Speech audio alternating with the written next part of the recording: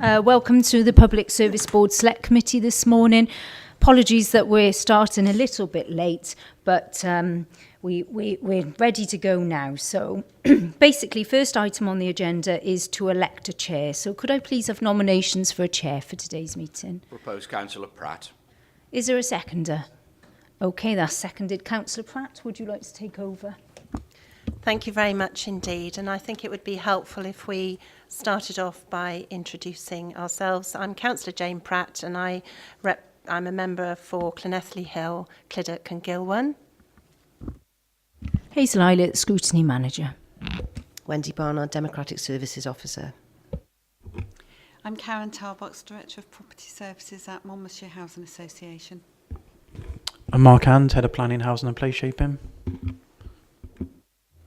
Matthew Gatehouse, Head of Policy and Governance, Monmouthshire Council.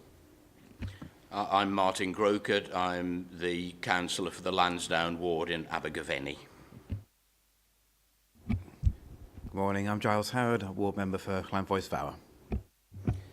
Good morning, Ward Member Jamie Trahan, Ward Member for Overmono. Thank you. Val Smith, Member for Llanbaddock Ward, observing. Hazel Clatworthy, Sustainability Policy Officer for the Council. Thank you very much indeed. Do we have any apologies for absence today? Sorry, Chairman, I've received no apologies for absence. Thank you very much. So if we now move on to agenda item to look at the minutes, agenda item 5. Oh, sorry, I'm having a few technical issues here with my computer. So if we can think back to, I think it was October, our last meeting, wasn't it? And if we can have a look at the minutes of the last meeting, are there any corrections, first of all? If we go through them page by page, page 1, page 2, page 3, page 4, page 5, page 6. Is everybody... Councillor Howard. I just wanted to apologise for not recording apologies. As I stated at Council last week, I did actually arrive here at 2 p.m. in the afternoon for the meeting, and obviously that's why you didn't see me in the morning. Okay, thank you, and that obviously will be noted. Is everybody happy that I sign these as a true record of the meeting? Thank you.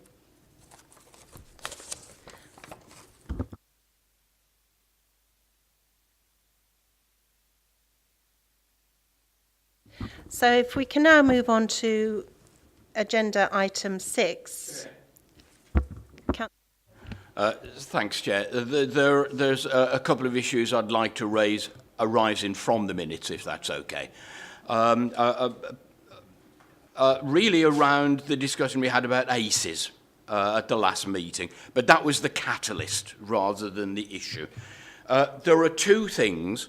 And really, I would appreciate some guidance as whether they can be discussed now or whether they're things to be brought back to perhaps our next meeting. And the first of these is that it's our clear responsibility as a committee to scrutinise the Monmouthshire PSB. And the role of that organisation is quite clear for our own officers who work with that body. But looking at other partners, police, fire, health, National Resources, Wales, for those organisations, the Monmouthshire PSB is one small bit of their wider remit. Are those organisations able to establish clarity within their own organisations as to how they devolve specifically to deal with the Monmouthshire PSB rather than their wider South East Wales or indeed Wales responsibilities? And then the second bit is that Monmouthshire PSB might well be working in complete integration. One hopes that it will get to that situation. But how do we then deal with fellow PSBs and their organisations elsewhere in South Wales? And I'll give you one very specific reason why I ask that question. And I ask it wearing the hat as a governor at King Henry VIII Comprehensive School in Abergavenny, where I have specific remit to look at the provision for disadvantaged children. And last term, we, without any consultation, found that a child had been placed by Rhondda Cunnan Taff Social Services within the catchment area of King Henry VIII. Our own social services, as I understand it, were not involved with that. The school said it had no resources to deal with the wider additional needs of this pupil. And therefore, I suspect our PSB had no involvement with that placement.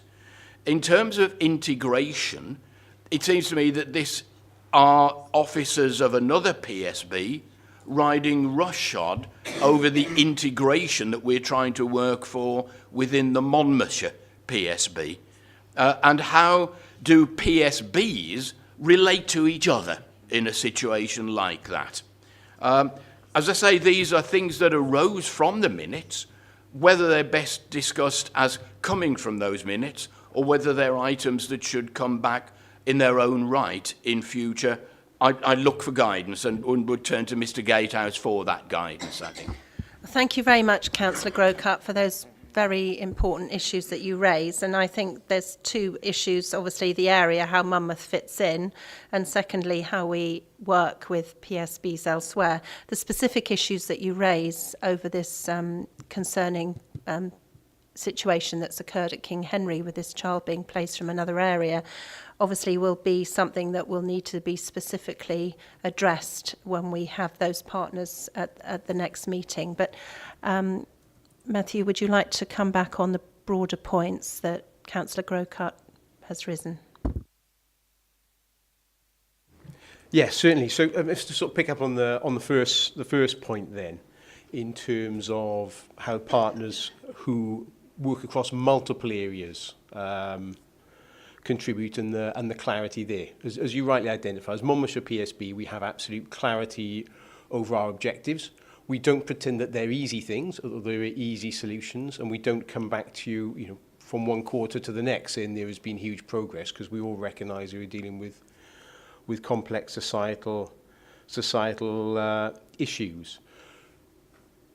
We've done a couple of pieces of work at a regional level, looking at the sort of commonality of objectives. So all of the support service staff for the public service boards in Gwent get together as part of a regular Gwent-wide meeting. That group commissioned a piece of work looking at commonality of objectives. So we were able to secure some money from Welsh Government and produced a piece of work looking at common objectives. So someone analysed the wellbeing assessments of the 5 PSBs in Gwent, looked at shared areas and identified where there was some commonality. And we've applied that in a number of different ways. So, for example, you will have seen some reports coming from that group at previous meetings. So, for example, just before Christmas, one of the areas we had identified that all PSBs were weak on was on future trends. So we were able to commission a piece of work which was then launched at a conference in Newport, the other side of Christmas, on future trends, something that all of us had in common. Equally, a lot of the evidence, if I coincidentally give ACEs as another example, I think all of the PSBs in Gwent have ACEs as one of the things they're focusing on. So there is some commonality, and where that exists, it's far easier for the partners to work together. So the likes of Gwent Police have the lead on ACEs, have some resource invested in their ability to progress that. Now that's an area where there is a very direct and clear common objective between the PSBs. In some other areas, there are subtle differences between the objectives, but enough commonality that we've been able to commission some common work. So one of the areas, and it may be something you choose to bring back to a future meeting, it's one of the sort of priorities for the next sort of six months, is in work on understanding and mitigating the impact of climate change. So that's an area where Natural Resources Wales have committed to leading a study that will inform the work at all five PSBs. So there are some routes where we can seek to look at those synergies. But I think all of those partners that sit on a regional footprint would identify the challenge to their organisation of servicing 5 different PSBs. And without wishing to sort of prolong the answer too much, the other thing that we have in place, which is considering that question, there's a group called G10. It's got a grand title, but it has all of the chief execs of the local authorities and the other statutory partners attending that group. And one of the questions they've been looking at and have received a paper on is whether at some point it would make sense to move to a Gwent PSB. There's no agreement on that at the moment, but I think it's something as a Monmouthshire PSB are fairly open-minded about, because there would be some sense, providing that we did not lose sight over the important local issues and the ability of members in Monmouthshire to influence and direct the local priorities. Thank you very much. Councillor Groker. And what about that second issue, the issue of one PSB or officers of it working within another PSB apparently being able to, ride roughshod over Monmouthshire PSB? Yeah, I'm not familiar with the sort of the precise details of that case, so that might be something I need to sort of go away and ask some questions around. I think it's important, though, in terms of the distinction. If you think of your role as a PSB select committee, you have the powers to scrutinise partners of members of that PSB regarding PSB business and the functions within the Wellbeing of Future Generations Act, but not in terms of their sort of broader responsibility. So I probably need to understand a little bit more of the detail to understand how we need to go around the scrutiny and looking at that particular issue, because on first sort of hearing of that, it sounds like it's sort of core responsibility of bodies rather than something that sits within the remit of the PSB. But I'll go away, ask some questions, and Chair, if you're happy with this, just sort of come back with some advice prior to the next meeting. Thank you very much. Are you happy with that, Councillor Grocott? Are there any other issues that any members would like to raise after the last meeting? Councillor Smith, did you want to? No, I was Chairman, I am happy to make a point, if you like, because I'm one of your representatives to the Fire Authority. The Fire Authority is actually servicing, I'm having a mental moment here, I can't remember if we were 10 or 11 authorities combined to make South Wales Fire Authority. 2 of the authorities have combined to produce their own public service board. The Fire Authority gets a regular update on what is happening within each of the bodies. We'll do 3 or 4 one month and another month, so we know. And what I've noticed is the similarity within all of them. They're all set individually, the same aims, objectives running through. So there is within the authority an awareness and a working with. It's quite a load to service 9 boards. It's a lot of officer time as well. So there is within that authority an acceptance and a working to make this system work. So thank you, Chairman. Well, thank you very much for that contribution. And obviously, as you are on the Fire Authority, you're able to give us that interesting perspective. Thank you. So I think if we can now move on to progressing the steps in the Wellbeing Plan, which is agenda item number 6. And Matthew, you're going to lead on this. Yes, Chair, if members are happy, I'll just give a little introduction.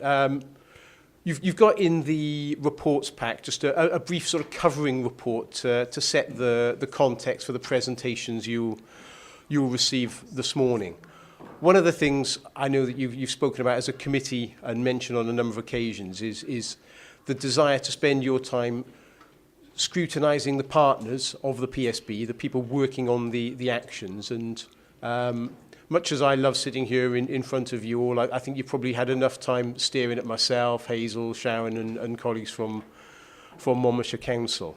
So as the cover paper here sets out, the PSB has identified within the 19 or so steps within that well-being plan, 6 areas which it is really expecting to see significant progress on in the next, well, when it was set prior to Christmas, six months or so, and those are set out in para 4.4 of the report. Adverse childhood experiences, which has been led by Gwent Police.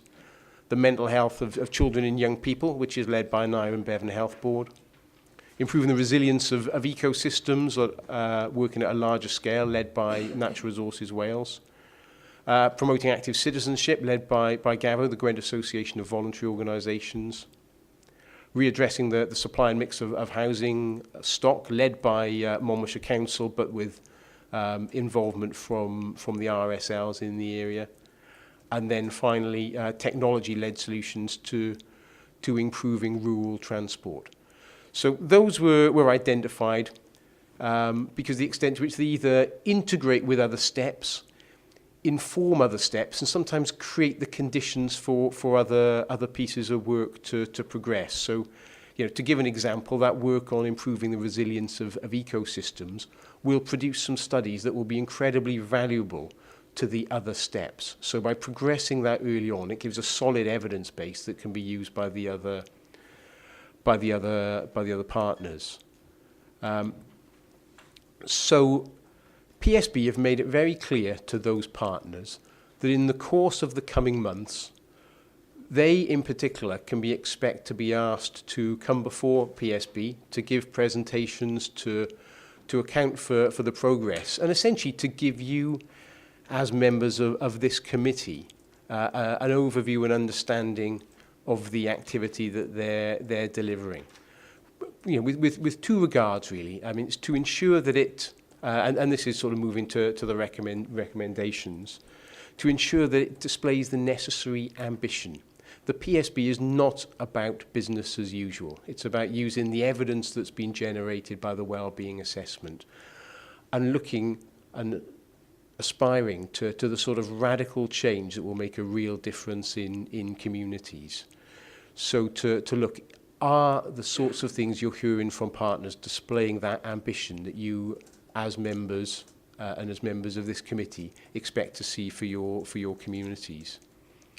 And secondly, to ensure that the Sustainable Development Principle is applied in a way, and that these are contributing to the PSB's well-being objectives. And just a reminder, that Sustainable Development Principle is about ensuring that we can meet the needs of today's residents, communities and populations without compromising the needs or ability of future generations to meet their own needs.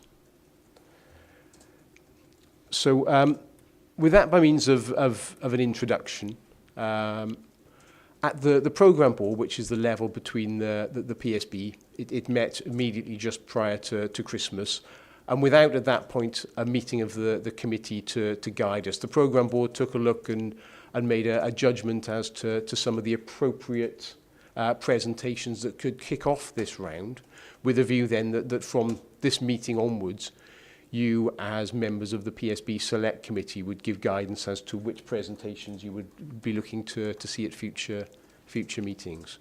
So before us today, we've got Mark and Karen to talk about the housing step, and later on then we'll have Martin Featherstone from Galvo, who's joined by Owen Wills from Monmouthshire, to talk about the active citizen step. So, thank you very much, Matthew. And I think if we can just really give our views as to the 6-point plan that's been put in front of us, the areas that have been selected, and thank you for that introduction. Are there any questions from members on those first 6 that have been selected? I would like to make one comment to kick off. I'm pleased to hear that Natural Resources Wales are coming to the next meeting, because I'm very concerned about the work of Natural Resources Wales, in my ward in particular, which I think they're under-resourced, and I think there's some real challenges that I saw some photographs this week of the bottom of the gorge that have been taken, and what's happening down there is really extremely worrying. The pollution, there's raw sewage going into the gorge at the moment. We don't know where it's coming from. And also harnessing the water that we have there, which isn't being done. And one thing that I really understand now is how important this committee is in joining it all up together, and really giving us an overview of all the issues facing our communities. So I'd like to raise that issue about Natural Resources Wales, and I hope that we will see them at a future meeting, because you know, they've got a very important one of the areas we're looking at, and I think we need to have them here. So are there any other points that members would like to raise? First of all, Councillor Grocott. Thank you, Chair. Mr Gatehouse mentions ambition as being central to the whole thrust of this work.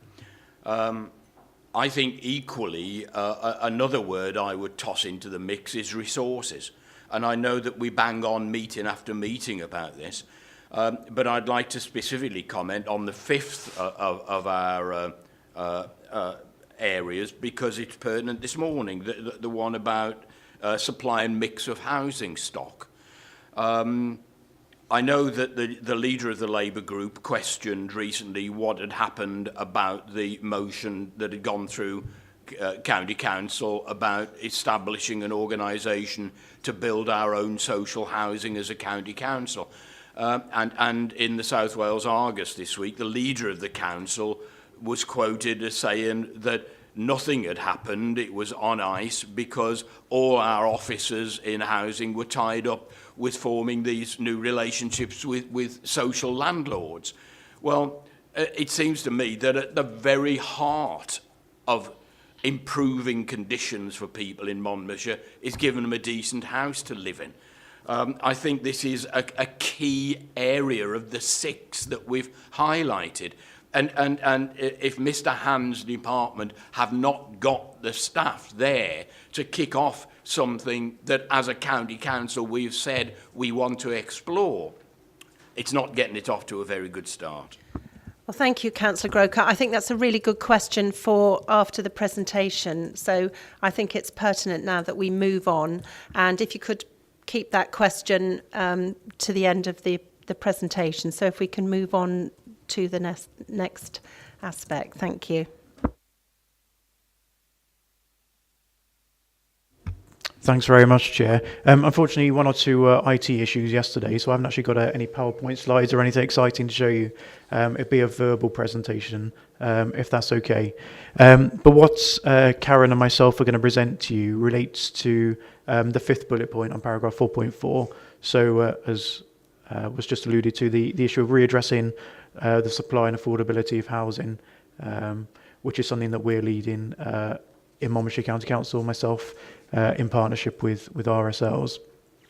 So there's, within the PSB work, there's sort of a summary table which I can circulate to you afterwards. I understand you haven't seen it already. But this sets out our ambition, how it links in with the objectives, and then various steps that we intend to take, and whether that's existing work, but with a bit of a boost or something completely new.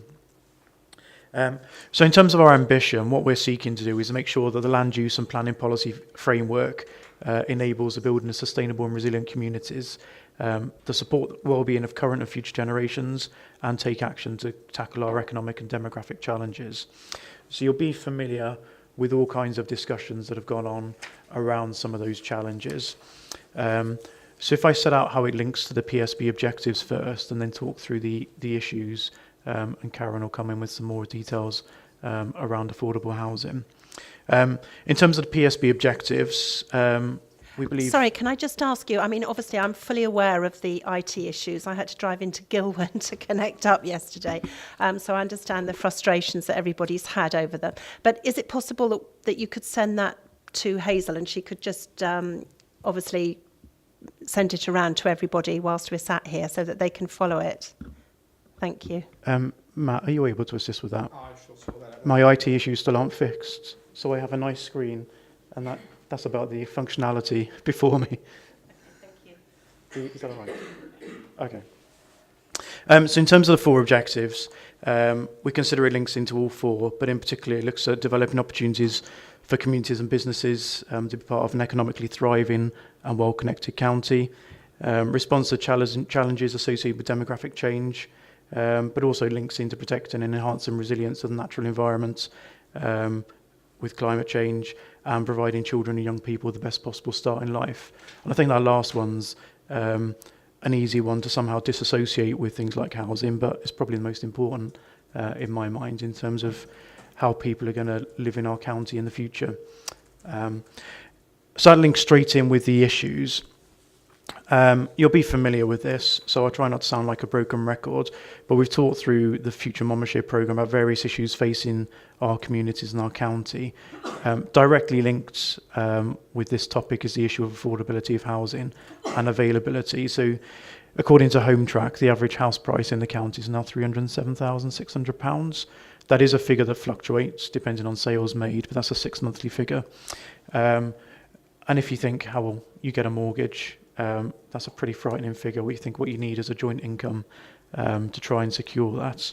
There's other government initiatives out there like Help to Buy, but they have a £300,000 cap.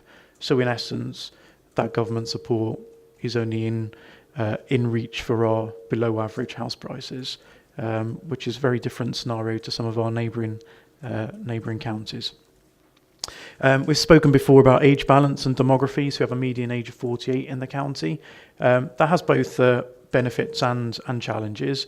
I mean, we do have a significant population that isn't in work, but not because of benefits reliance, because of either age or economic affluence.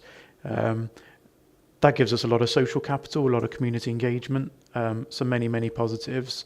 But in terms of economic strength, it means we have quite a small and ageing economically active population. So if we're going to try and capitalise on some of the benefits coming from Cardiff Capital Region and the South West and Bristol growth, we don't have a very significant economic base at present to pick up on. So what that quite often means, a combination of all of those things, is high levels of commuting for those people that are working within our population. 40% are commuting out of county. We all know what our challenges are in terms of public transport, so the majority of that's in the car, and that has knock-on impacts for congestion and air quality in 2 places. Linked directly with housing availability and affordability are some of the reasons that make our county so attractive, and therefore the house price is so high. So we have excellent schools, we have beautiful landscapes, we have a great historic landscape, historic environment. So, those opportunities, obviously we don't want to harm them, but they are part of the reason why it is such an attractive place to live and for people to come here, and that in itself drives up house prices. In effect, a house is worth whatever someone's willing to pay for it. So that is how the market works. I'll pass over to Karen to talk through the affordable housing data that MHA holds for us and we work from, and a bit more detail in that regard. Thank you, Mark. Yes, as Mark said, MHA actually manages the housing register on behalf of MCC and also the other 2 RSLs that work within the area. Is that not working? It might need to be closer. Okay. I'll come closer because it doesn't want to move. Is that better? Okay. I'll just repeat that then. So you may be aware that it is on. Yeah, it's on. Okay. MHA operates the housing register on behalf of MCC and the other 2 RSLs that work in the county. I thought it was worth just reminding ourselves of the number of people currently on the waiting list. So we have 3,154 current applications on the Common Housing Register.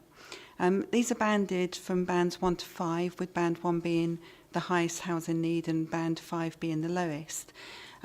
Band 5 is really those people who wish to move rather than are in housing need. So even if we exclude those, there are still 2,045 people in housing need on the current register. At the moment, MHA is probably the main RSL developing within Monmouthshire and certainly in the rural areas.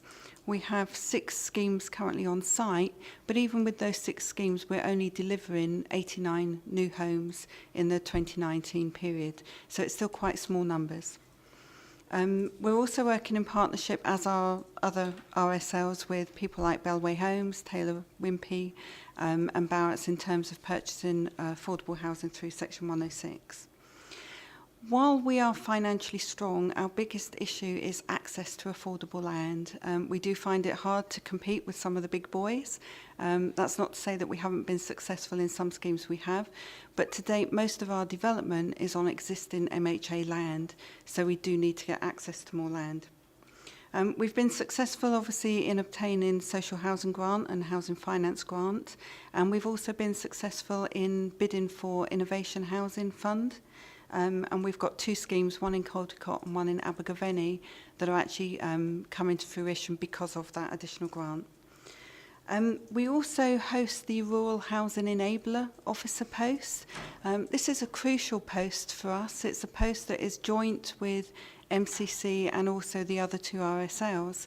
But this role actually enables that person to work with local landowners in rural areas, and sometimes it can take years actually persuading landowners to bring the land forward, so that's a really important role for us.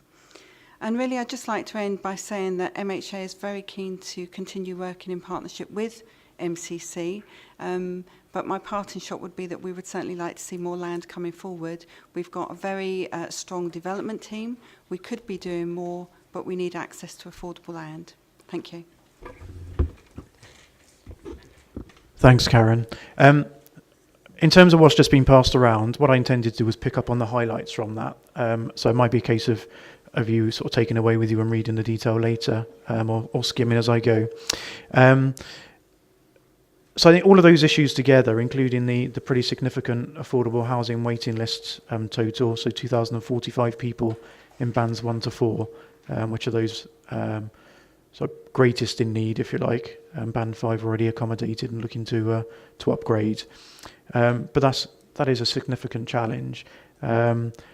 Just housing generally, we're tending to build around 250 units per year at the moment in total. So to address that affordable housing need in any sensible time frame needs quite a different approach. I think overall, in terms of all of those issues and the objective that we're looking to achieve is around the idea of sustaining communities. So we have the opportunities from our current population and our current landscape, etc. But if things just carry on as they are, we do effectively have ageing and dwindling populations with housing stock that younger generations won't be able to afford to move into. So if you imagine with children, grandchildren, nieces, nephews, whoever, with or without the bank of mum and dad, could they afford to live in the county? It also links into other issues such as jobs. Is there availability of jobs for them in the county?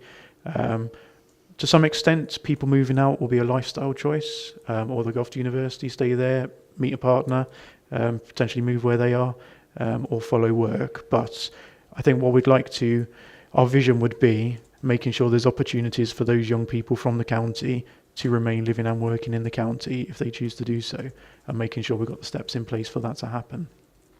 So in terms of solutions, and essentially there's 3 headings of how we're looking to tackle this. The first one, and the one that's fully within our gift, is a local development plan, which gives us the key framework setting out how much growth we have, where it goes, and then the linked things like the infrastructure to go with that growth, which is important.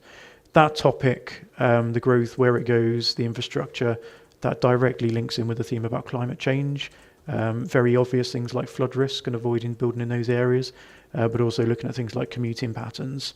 And also one of our key policies at present, which I believe we'll be looking to take forwards, is around green infrastructure.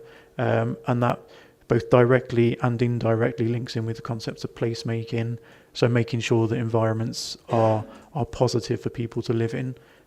Looking beyond just the actual house itself, what's the environment around it, and also the connectivity, and that directly links in with well-being, physical and mental health. So that's directly within the council's gift, although it does mean some challenging decisions in the future for yourselves as members as we look at what's built and where.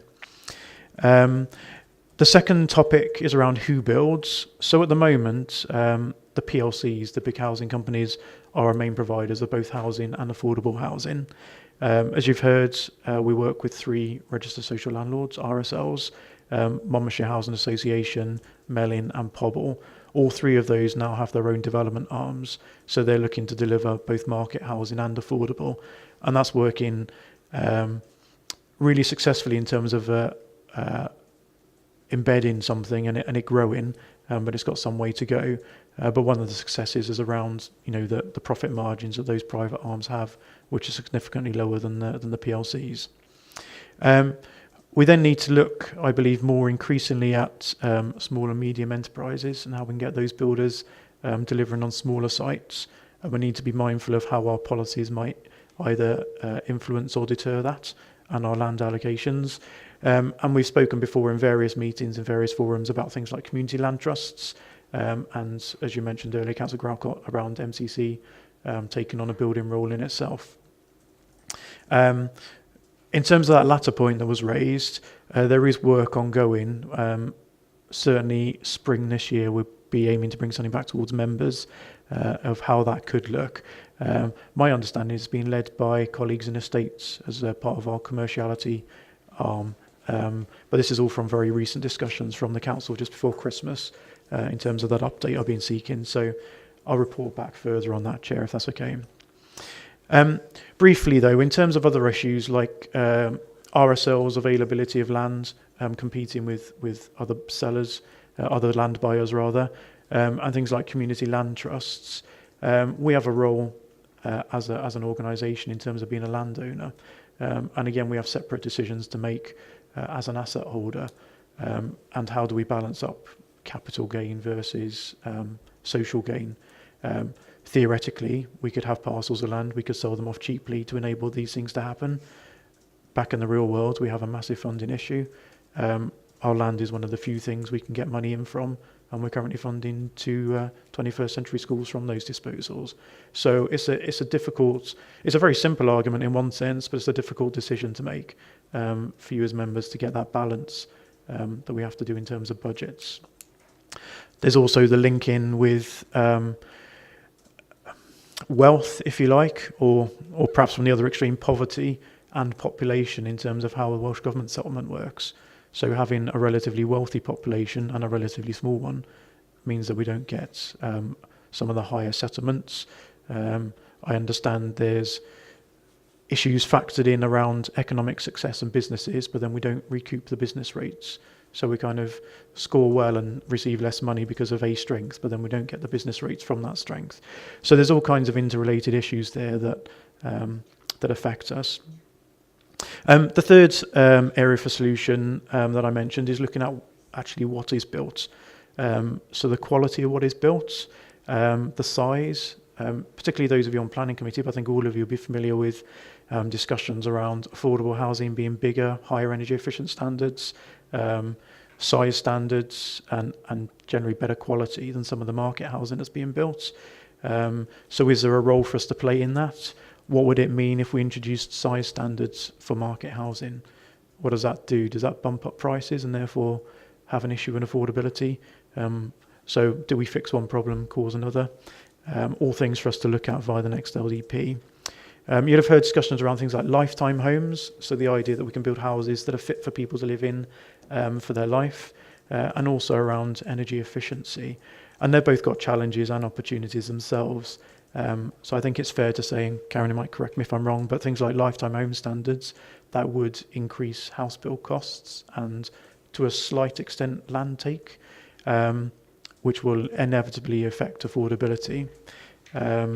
Energy efficiency, the way the market works, somebody like MHA has a long-term interest in their properties, so is interested in the cost of living and that future for occupiers. A PLC or a private builder, once they've sold, they're sold. How much my energy costs in 20 years' time is my issue, not theirs. So trying to link all those things together, again, are challenges we need to look at. So then in terms of actions at the very end of the table, in the right-hand column on the table, there's three headings really. There's existing work that's adjusted to do something bigger or better, and new work. So very briefly on this, Chair, existing work is primarily delivering housing via the current LDP and affordable housing in the way that we are at the moment.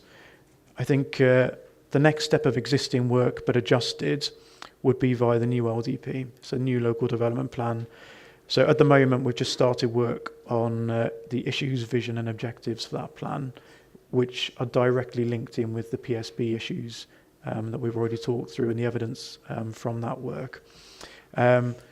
Very much a role for yourselves, a member involvement is absolutely vital. And as I mentioned, some difficult decisions around how much growth and where that we'll take you through in due course. Again, existing work adjusted will be continually working closely with the RSLs, continuing to expand on their private development arms and how we can work in that way, both solely through the planning regime and as a wider organisation and a landowner.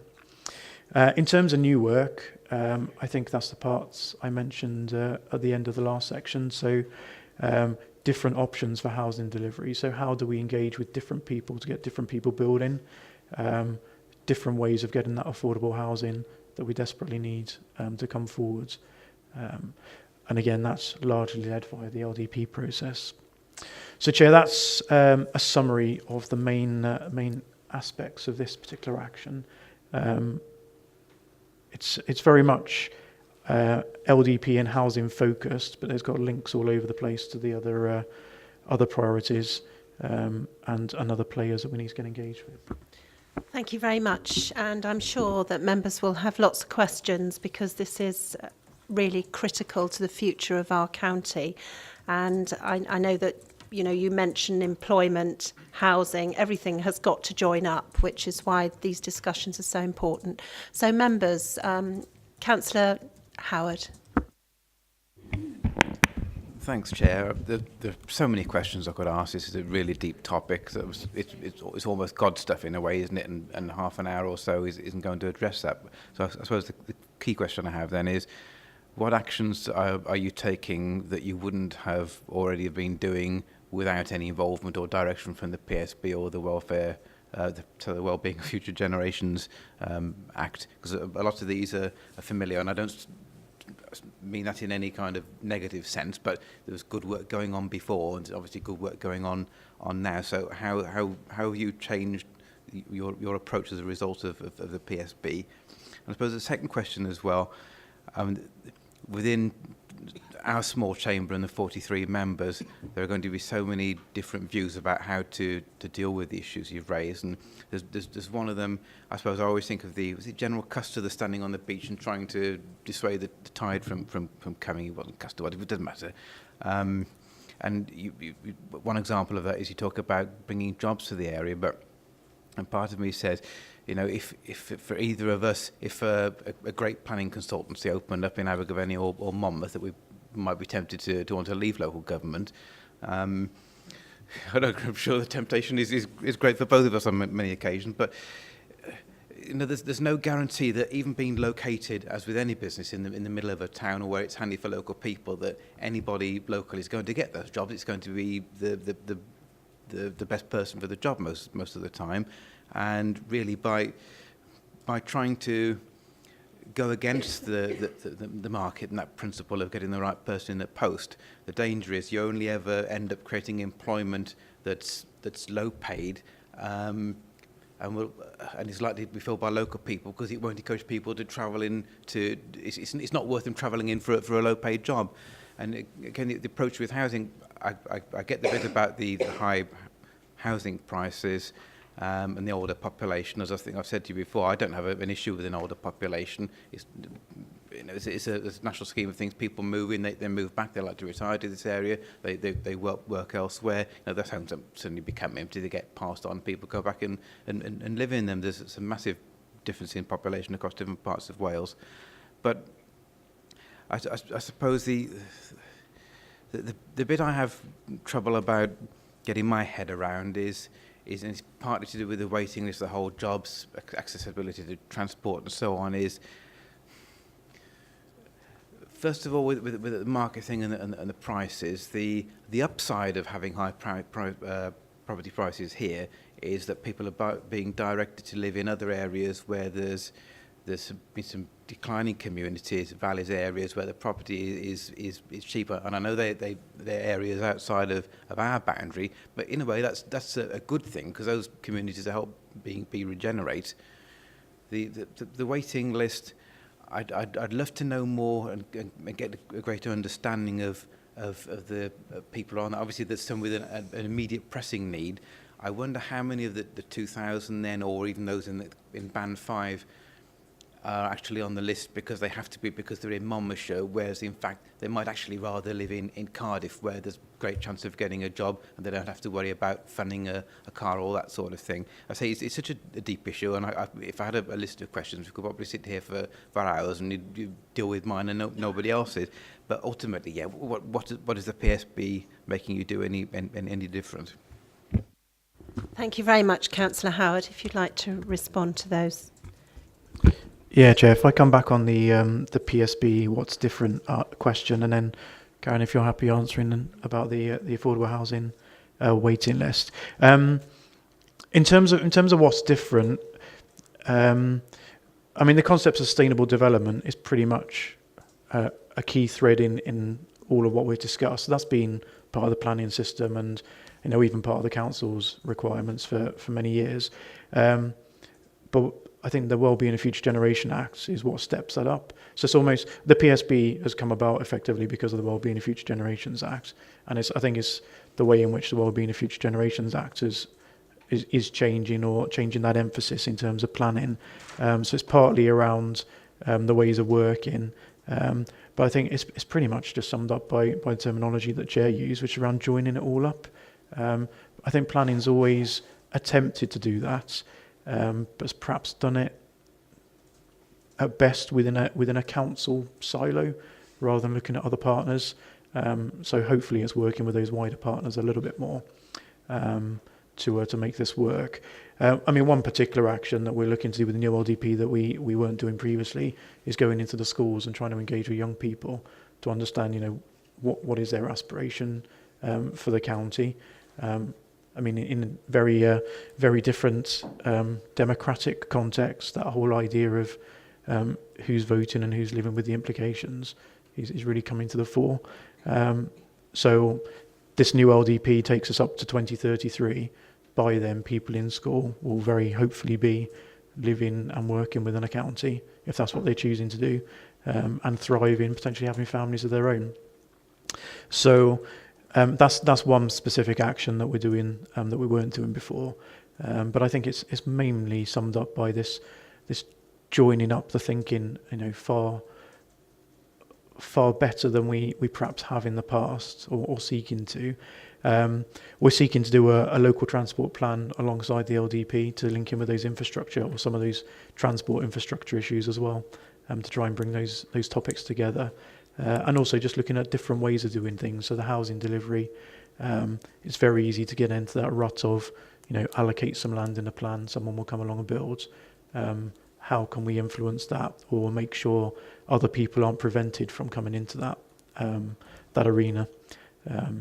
Who buys the land is beyond our gift largely, unless we're the landowner. But we can make sure we don't put up barriers that stop small enterprises or other bodies from coming along. So Karen, are you happy if I pass to you to talk about the waiting list? My role is predominantly property, so I'm not day-to-day involved with the housing register, but I am involved a lot because we use the housing register to inform our development programmes, and I think that's quite pertinent to the question that you raised about where people want to live. So out of that 2045, there are actually 891 people in bands 1 to 3. Now, we would expect really that most of our new builds or changes in housing stock, apart from mutual exchange transfers, would actually go to people usually in bands 1 to 3. So that's probably the number of people that are in real housing need at this point in time.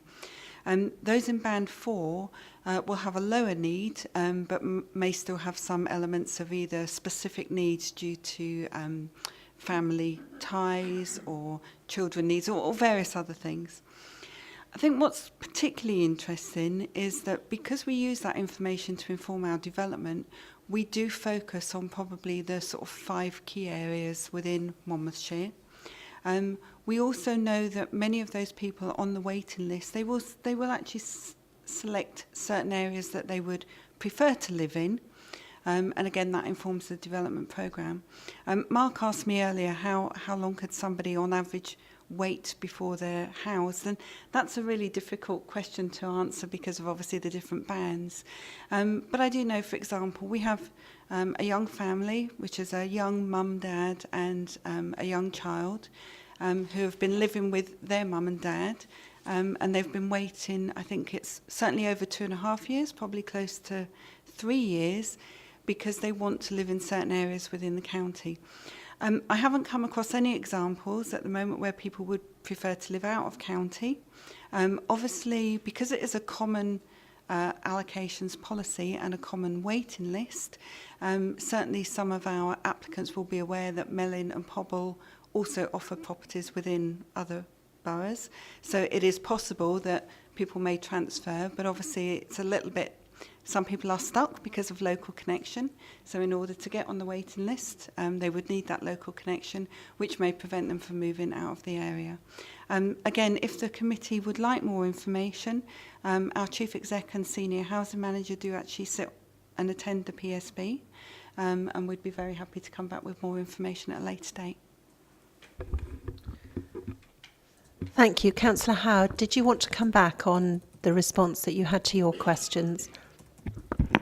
Just briefly, thank you both for those answers, and I was interested in the fact that Mark, you said you're going to schools, or the intention is to do that to get a younger perspective. I mean, I suppose if there was a cynical side of me would suggest, and somebody who's perhaps less keen to, or keener to retain our green space than maybe other members, then it's the whole Orwellian thing of shaping young minds, and I just wonder how the debate is, and I don't mean in a sinister way, but doing things that our fathers and grandfathers would have done. The whole mindset that the building using finite resources to try and maintain unsustainable population growth can be sort of brushed under the carpet, and because that doesn't fit with the future generations or the sustainability argument, and that's the thing. I'd just be interested to see how those youngsters view things that they haven't necessarily had years of experience in the workplace, where with all of this mindset that that's the thing to do, we've always done, and everybody needs a house, and is that really the answer that's going to be an appropriate one in 50 years, 100 years' time, when we're all pushing up the daisies? Thank you. Did you want to come back on that before we take Councillor Grocut's question? Yeah, I was just going to say it's a fair point. It is a challenge how to ask the questions, and I suppose get meaningful answers, either without doing it in a leading way, or if I think of what I might have said when I was 13 or 14, I don't think it probably involved sitting in this room now or living in Wales. Not because I'm not happy with my life choices, just that wasn't where my head was when I was that age. So it's got to be done in a certain context. I guess it's part of just trying to engage with wider groups. There's certain groups that are very active, and we will hear from, and we welcome that. But sometimes you question the extent to which it's representative of the entire population, and the voices that we aren't hearing, not because they're hard to reach or anything, just because they're silent. I don't know if that means they're happy or completely disenfranchised or blissfully unaware that anything's going on that they could be involved in, and there's some wider issues around how we tackle all of that. Yeah, that's probably all I'll say at this stage, Chair. Councillor Grocut. Thank you, Chair. I make no apologies about returning to housing to bring up the question I raised before the presentation. Housing is the biggest single area of casework that I deal with. And the Anaya and Bevan Foundation recently published a report which showed that in my ward, nearly 43% of children live in poverty. Within half a mile of my ward, I was walking past and looking at a house in Abergavenny yesterday, currently on the market at just shy of £1 million. These are living cheek by jowl. The opening of a night shelter in Abergavenny recently has opened several minds of people who I know quite well, because we now see more homeless people on the streets in town looking to go and find shelter overnight in that night shelter. I think that housing is at the very heart of much of the difficulties and the tensions that we feel in our contemporary Monmouthshire. And we've got these 6 priorities for the PSB, 2 of which we're looking at specifically this morning. And obviously one of those is housing stock and supply.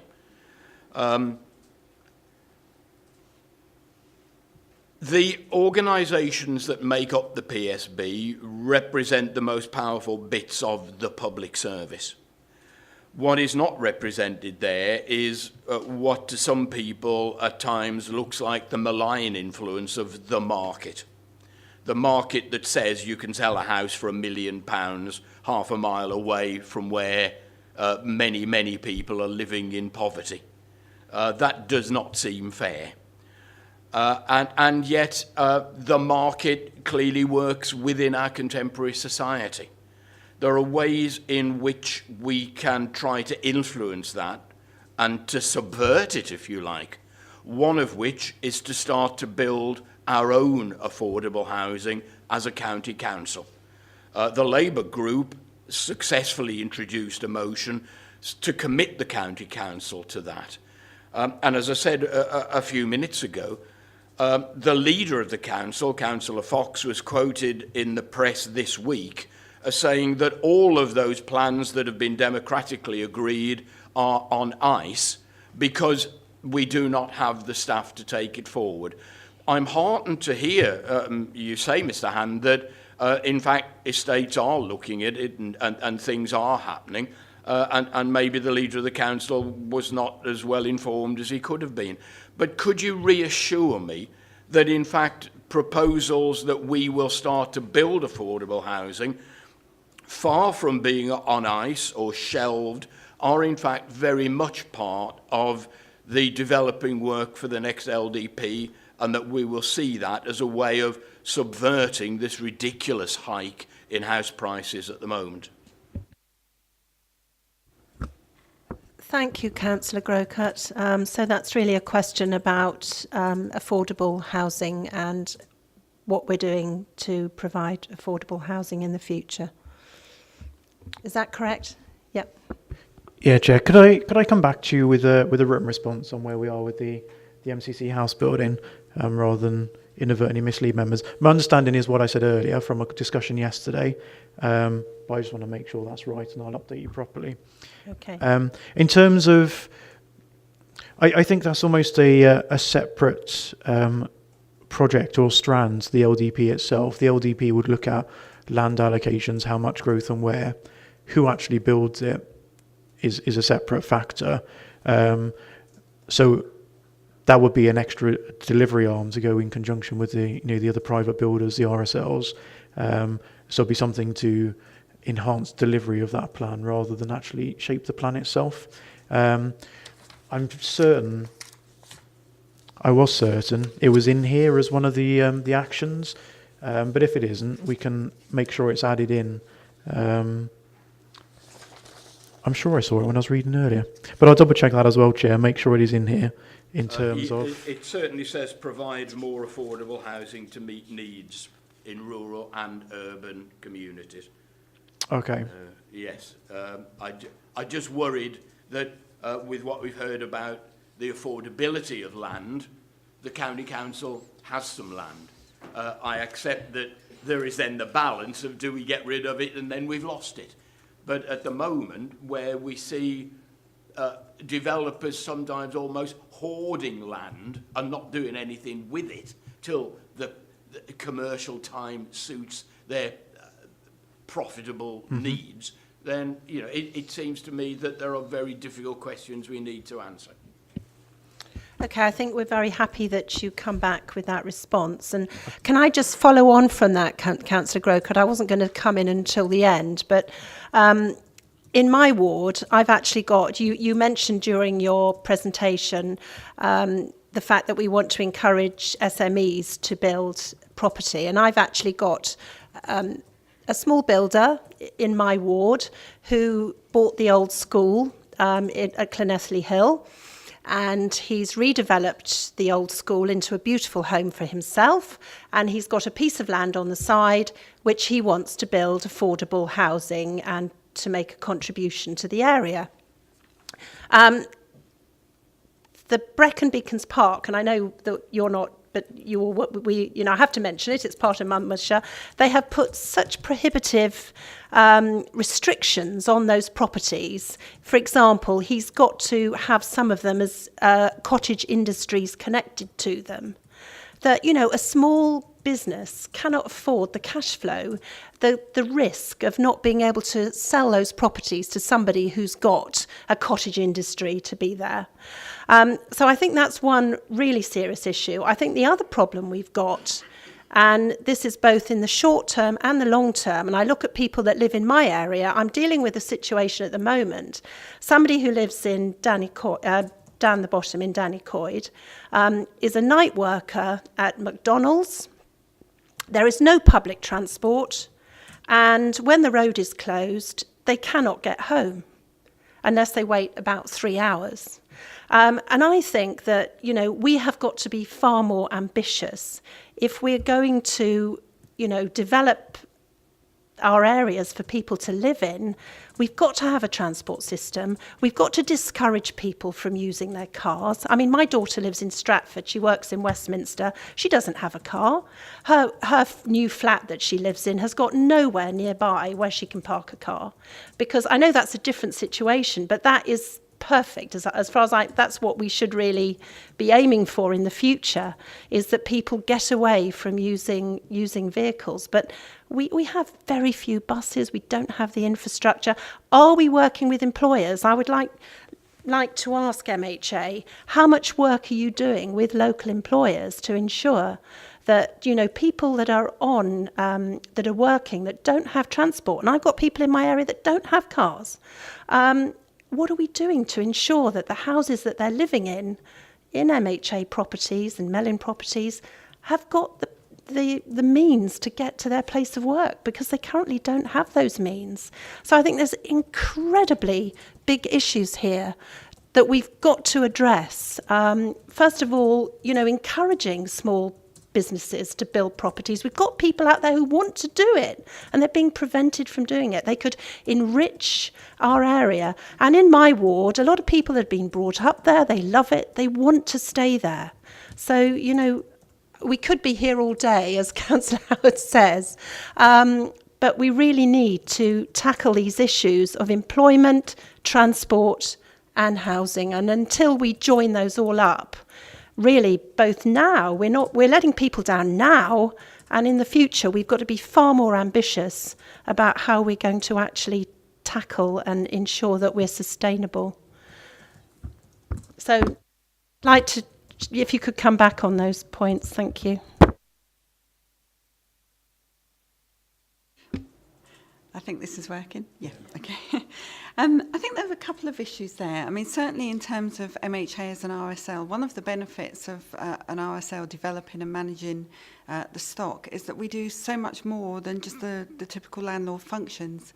And what comes to mind immediately is a number of projects that we have. one of which is the SkillWise project, and this is about getting people back into work in the first place.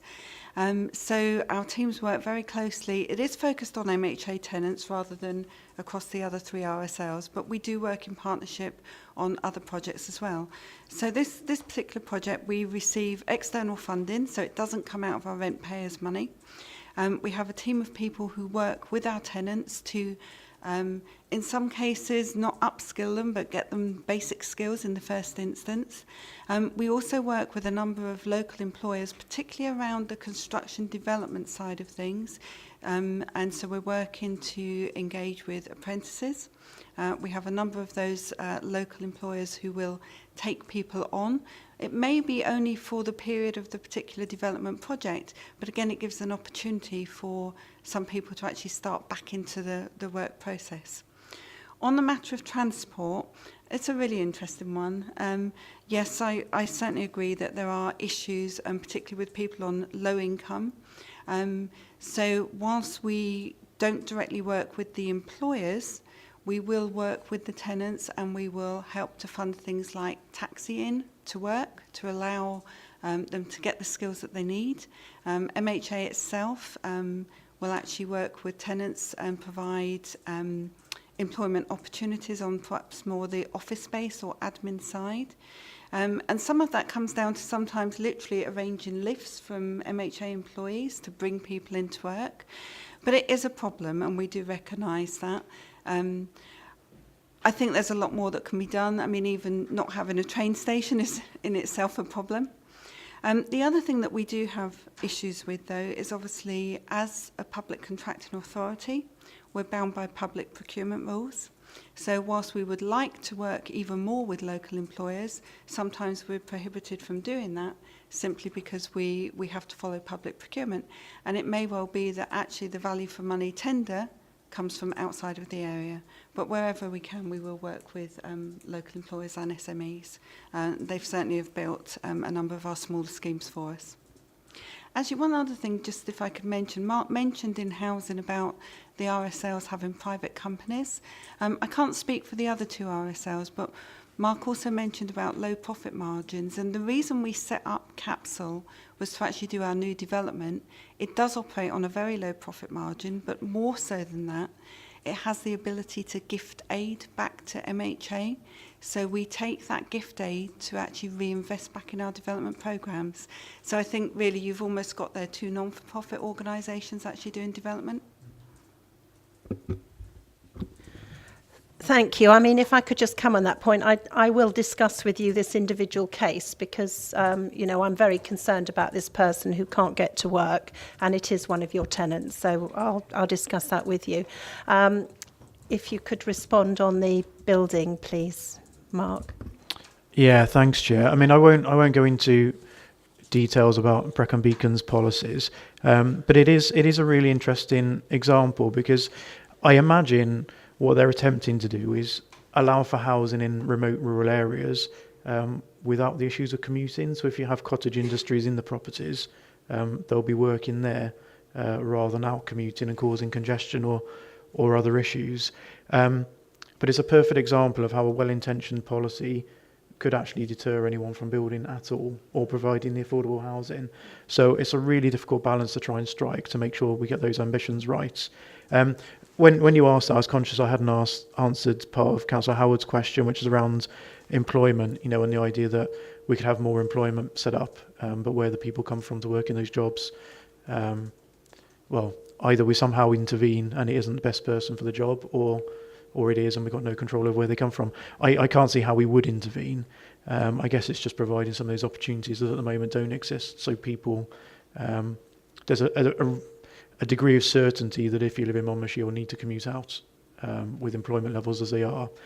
We do, though, we need to be mindful of the type of jobs. Again, what we tend to do in planning is just think about colouring in a bit of land and saying that can be for employment. We need to make sure the land is fit for purpose and in the right places, and also think about the type of jobs. Some of our strongest areas of the economy are around tourism and agriculture and hospitality. They aren't well paid. And that is one of the challenges. I guess a benefit is they quite often offer some part-time work, so there's maybe more opportunities for some people who need part-time work with family commitments or the like, but they aren't renowned for being well paid. We could allocate a bit of land and pretend some, blue chip companies are going to come along. But again, the extent to which we can really deliver that or influence that, I think we just need to be mindful of. It is such a wide issue, I think, as you've all alluded to. Some of it within our gift, some of it that we can try and influence, and other bits that aren't within our gift at all. Trying to pull those bits together is the challenge facing us. Thank you. And Councillor Howard, you wanted to come back. Yeah, but only in terms of the cost of land that I meant to mention in response to Karen's point earlier, about them having to compete with the limitless pockets of some of the largest volume house builders. And I recall that when Kelly started here a number of years ago, there was talk about splitting up some of our large sites, and Mark referred to that as well, and this debate about securing the greatest value for other council capital needs and allowing some sort of local development. And I do think that, I don't know how other members would feel, but I think we should send a message back to the PSB that we want to see some of those sites split, or some of our land be made available for smaller developers, and not just in terms of the aesthetics and the benefits of enabling local businesses and what have you, but also in terms of allowing MHA or indeed Mellin or whoever else might be the RSLs who might have a commercial property arm. Because I think, when Martin mentioned the debate about setting up our own housing arm, one of the things I said then was that if you keep on relying on the 25% or the 35% of affordables on a market housing site, it'll take a very long time to deal with a housing list. And I don't think you're ever, just going to keep topping itself up, isn't it? So if we could find some way of sending a message back to the PSB that we feel it's imperative that the council looks at disposing of its own land in a way that would help the RSLs build their own properties, then I'd be grateful for that. The other thing as well that I've been involved with at work is the council have been doing something, it's a Welsh Government initiative called Plot Shop, and no doubt Mark's come across it, and essentially RCT corporate estates have been identifying parcels of land within the council's ownership, and in order to try and encourage self-build, the council has been seeking to get outlined consent, and now the first 3 of those applications I've dealt with and been to committee, and site visit next week, but that's another story. But it just occurred to me that might again help those who've got the wherewithal, such as the person up the hill, Jane, who was able to develop their own property, and others next door. Is that something we can forward and look at under our own umbrella as well? Thank you. Those are very important points that you've raised there. And would you like to come back first of all, or and then I'll ask other members if they'd like to comment? Chair, in terms of the idea of something like a plot shop, then the short answer is yeah, we can do that. It's possibly serving a slightly different purpose in RCT. My understanding is it's packaging together plots, so the ones that aren't viable or unattractive get developed, and the builder also gets some better, more viable, more attractive sites as part of the package. That's my understanding from Simon Gale how it works. We don't quite have some of those issues in Monmouthshire in terms of sites not coming forward. In terms of viability, it is viable to build in Monmouthshire. We have the debates about some of the Section 106 contributions, but I don't think we've got any areas of land where a developer would just say, I'll never go in there. And also a comment was made earlier about potential landowners just holding on to land. That isn't particularly a problem in Monmouthshire either. We've had sites coming forward slowly, but not because they're just sat waiting for the market to increase. It's normally been other drainage or M4 relief road or other uncertainties. So I think we were talking about the way the housing market works within the region. Even in South East Wales, there's very different things going on. Just across a boundary, there's some very different forces play into here. But we could do something like a plot shop. We can look at how we market our own land, speaking as an organisation, as a landowner. rather than head of planning housing. We still have the same procurement issues that MHA face, but that is something we can look at. I understand we are looking at that kind of programme in terms of small builders as a project on the Chepstow Road Raglan site that's allocated in the LDP as a bit of a pilot. That's around about 40 units to see how that works. But yeah, there's certainly initiatives that we can look to use. Yeah. Thank you. Did you want to come back at all? Right. Yeah, can I just bring in, first of all, Matt's asked to speak, and then Karen. Thank you. Okay, thank you, Chair. I'm conscious I've always talked too much in this committee, and I've been desperately trying not to come in, but just you indulge me with a couple of points. So I'd perhaps add some clarity and hopefully not conclusion. On the earlier point on sort of transport that Karen came in on, it's important to sort of recognise that is one of the things that the PSB is focusing on. And as we sort of are ambitious and look to the future, we recognise that not everyone can afford a car, and that sometimes that can be a big barrier. What we're seeing sort of trends in is the growth in what people refer to as mobility as a service. And we see a lot of this in London in transport and in other areas. And an old boss of mine used to say, in terms of why buy a drill when you need a hole? And actually there are assets in our economy that if we shared more, it would make it easier for everyone to get what they need. And I think shared transport schemes, whether it be rural Uber or something else, is something that the PSB are very keen to take forward and as a separate sort of piece of activity.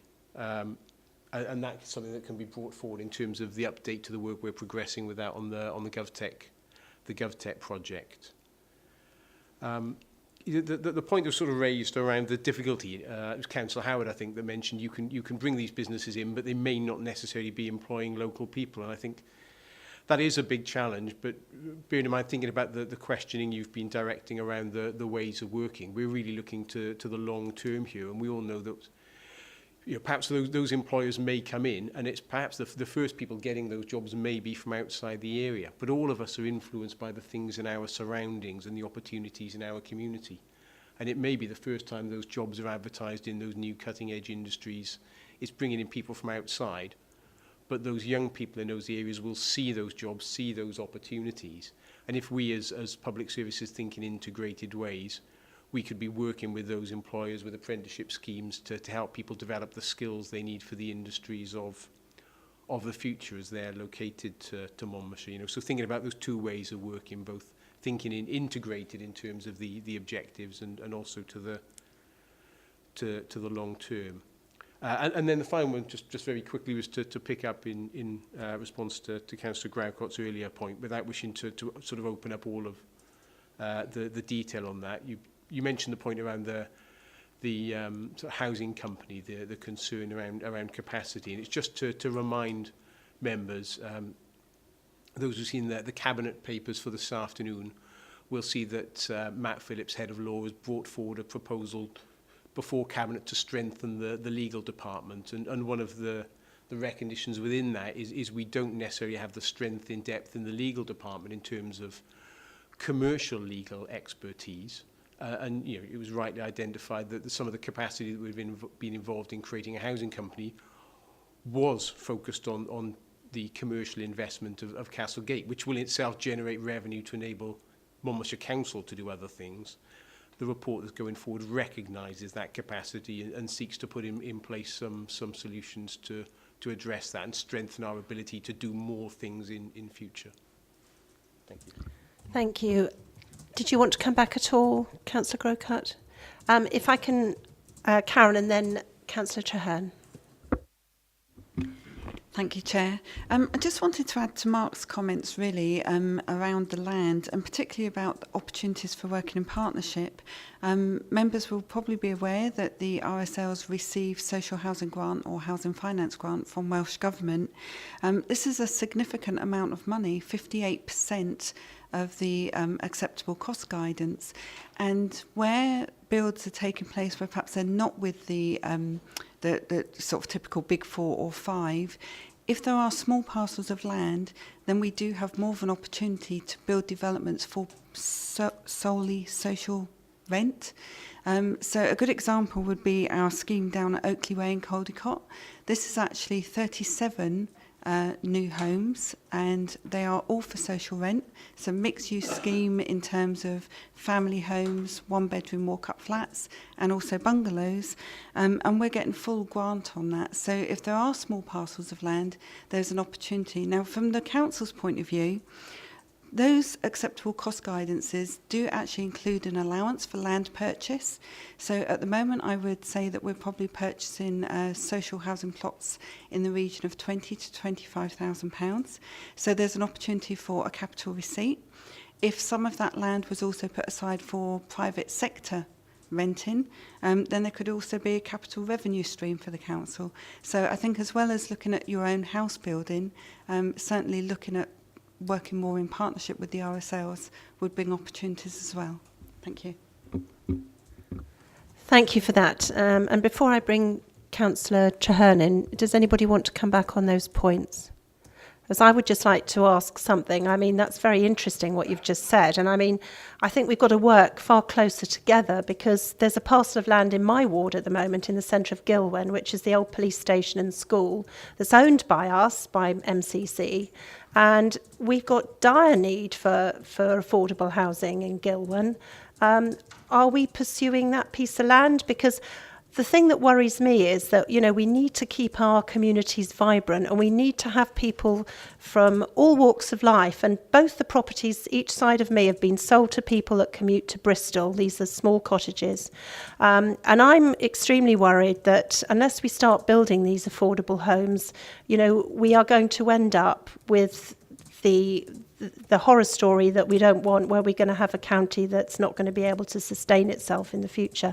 So why are we not working together with that piece of land? You may want to come back to me on that, but as far as I can see, it's not been sold. That's right in the centre of Gilwen. That one's not on my radar, I'm afraid, Chair. So I'll follow that up with the estates and find out where they are with it, and we can go from there.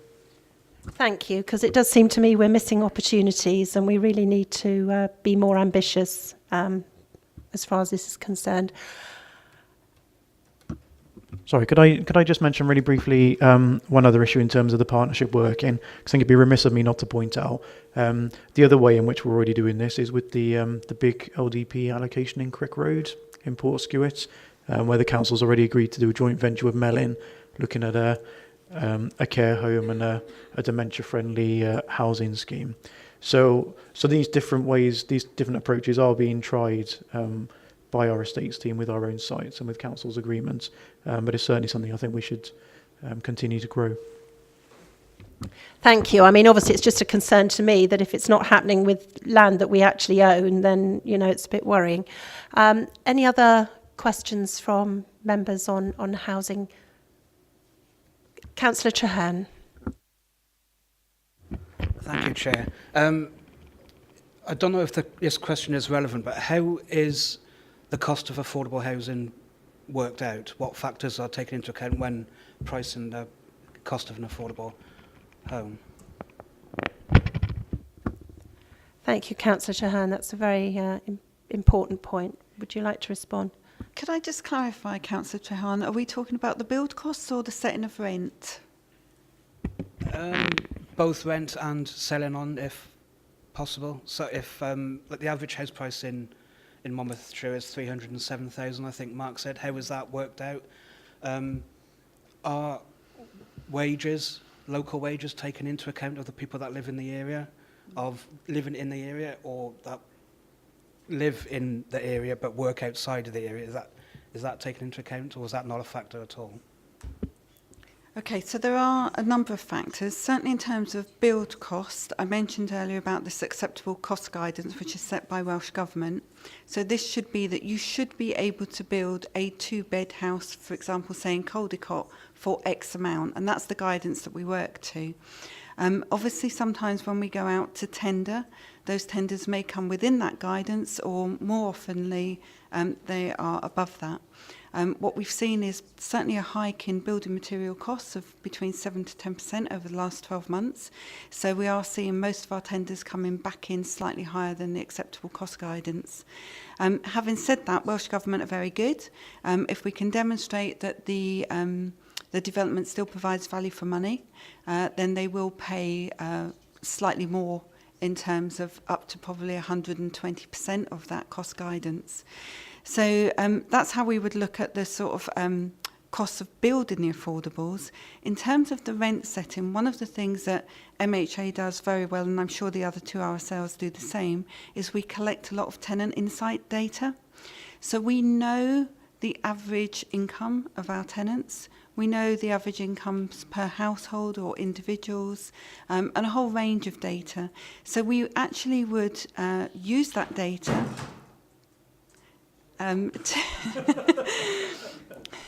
we would use that data certainly to inform our rent setting process for new builds. Now, obviously, rent setting generally is given by guidance from Welsh Government, is usually in line with CPI. Sometimes it's CPI plus a percentage.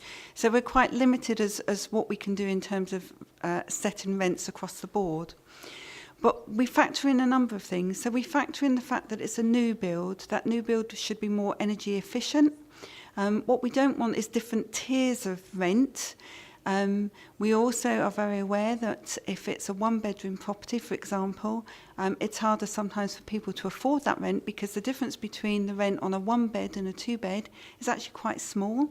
But often what you find is there might be more than one income coming into a two-bed property than there is with a one-bed. So there are a range of factors that we actually take into consideration. We will have some new builds that will be higher rent because we will have offset things like energy efficiency. We were typically, when I started with MHA in 2015, we were doing our viability assessments over 30 years. We're now doing those viability assessments over 40 years because material costs and labour costs have gone up. But we definitely do take a number of different data sets into consideration when setting the RETs. I think the main thing for us is affordability. Where we've had options where we could add additional amounts in, we haven't done that. We do know that rents within Monmouthshire are higher than in other council areas. Some of that is supply and demand, but also it's about the cost of living being higher in Monmouthshire than in other boroughs as well. Did you want to come back at all, Councillor Trahan? So I think really now to sum up, we just really need to ask ourselves as a committee, do we feel that there's enough ambition having listened to these presentations and whether the principles are being applied? So can I ask the committee to make their contributions on those 2 points really?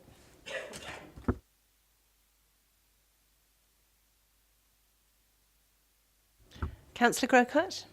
In terms of ambition, I don't see anything happening at the moment. I have to say there is a lack of ambition. Councillor Howard? I think that's a little bit unfair. I think there's plenty of ambition. I think there are lots of barriers to delivering what you actually want, and that's the big issue. But I'm heartened by the presentations and the activity, and of course I suppose Councillor Grocott's right. The proof of the pudding will be in the eating. But I hope some of the points that we've raised today will be taken on board and might help to shape that. Thank you. I'll ask Hazel now because obviously these issues are something that we really want to continue this discussion. They're such important things. So Hazel's just going to give an outline to the workshops that are coming up shortly. Yes, some members might not be aware, but basically the Economy and Development Select Committee will take the lead of the ownership of the workshop programme on the LDP. But to give you the dates, the Tuesday the 22nd of January, 2 p.m, we've got the first workshop, and the format of that workshop will be a discussion on 3 interrelated issues. The first will be the local development plan, so understanding the issues, the objectives, the risks, the visions, and clarity on the measures needed to achieve the vision. So the outcome of that will be to provide a clear steer from members on the strategic direction to inform the content of the final reports to the Select Committee, together with feedback from the clusters and the area committees. The second part of that workshop will be looking at the Economies of the Future final report, which has been scrutinised by E&D Select. That has direct relevance to the issues and objectives and vision of the LDP and will also be reported to the Select Committee. So members' role there will be to support the direction of the work which underpins the LDP. So that's something that all members are invited to, but will be led by the E&D Select Committee. Then we'll have a members' seminar on the 28th of January, which will be a seminar for all to understand the possible candidate sites for inclusion into the LDP. Then the second workshop will take place on the 25th of March at 10 a.m. and that will be looking at growth scenarios, feedback from consultants on projections, and also looking at Planning Policy Wales version 10 and the implications for new settlements given the Welsh Government approach. So there are going to be lots of opportunities for all members to be involved in the LDP, and I'd encourage as many people as possible to attend those. And that's sort of set in the context of what you've heard today. Thank you very much, and we really look forward to attending those and carrying on. Can I thank officers for their presentations? I mean, I feel that, you know, we are applying the principles. I would agree that perhaps we need more ambition, and I suppose we're all very frustrated because we want to see these things happening now, and we want to see, you know, housing being built and people having places to live and not moving out of the area, which is currently what's happening. But thank you all very much indeed. And we'll now move on to our second presentation, which is from Galvo.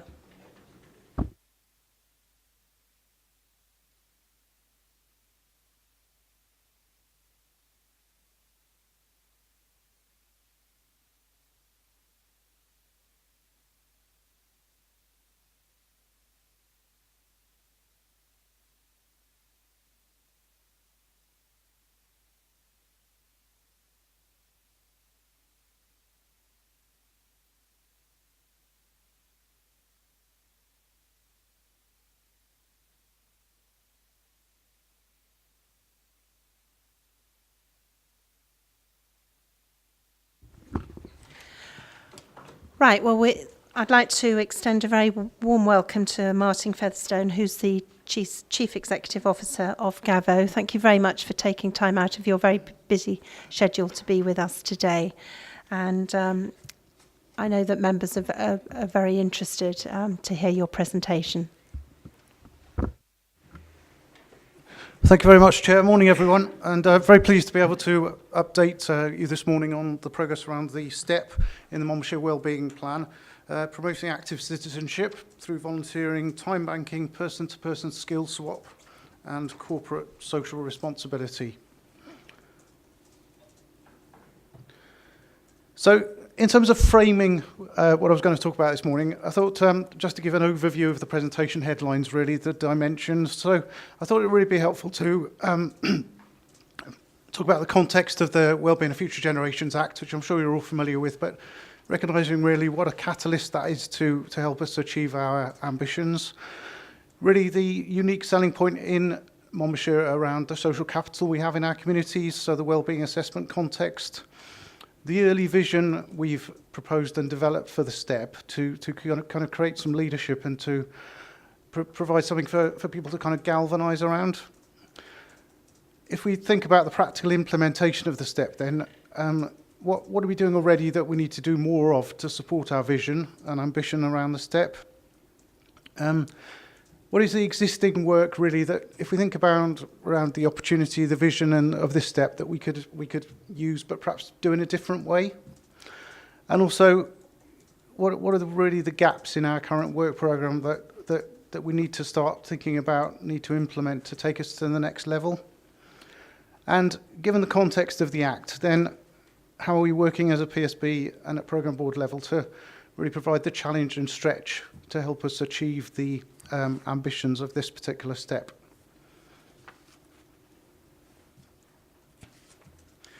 So in terms of the Wellbeing of Future Generations Act, I think we're really positive in Galvo about the opportunities that the Act presents, really, to work perhaps in a different way than we've worked before with partners, with PSB partners, and to demonstrate some leadership to, if you like, leverage the ambitions and the philosophy of the Act. So that sustainable development principle, thinking long term, clearly the 5 ways of working. So making sure that as we're working, we're kind of applying those principles and checking in on how we're doing against those parameters.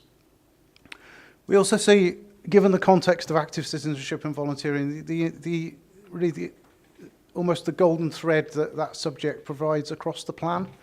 So when we talk about cross-cutting opportunities in the plan, if we think particularly around the demographic change block in the plan, there's clearly reference there to social prescribing, different care models, and we see active citizenship as being able to add great value to those parameters as those work programs in those steps develop. So we'll be engaging in conversations to make sure we're supporting and adding value, particularly to those ambitions, but also further steps in the plan as well.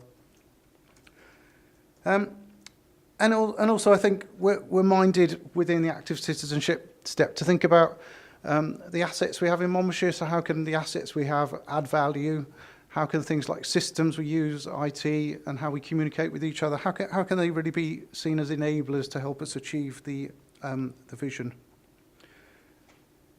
In terms of stretch and challenge, again, I'm fortunate to sit on 4 public service boards in Gwent, and I think it's helpful really to think about how the other wellbeing plans are being implemented, how some of that learning can be transferred, and I'm also fortunate to sit on the programme board at the moment as well to report on this step. So again, useful to have that perhaps that wider Gwent picture to add value to the Monmouthshire locality.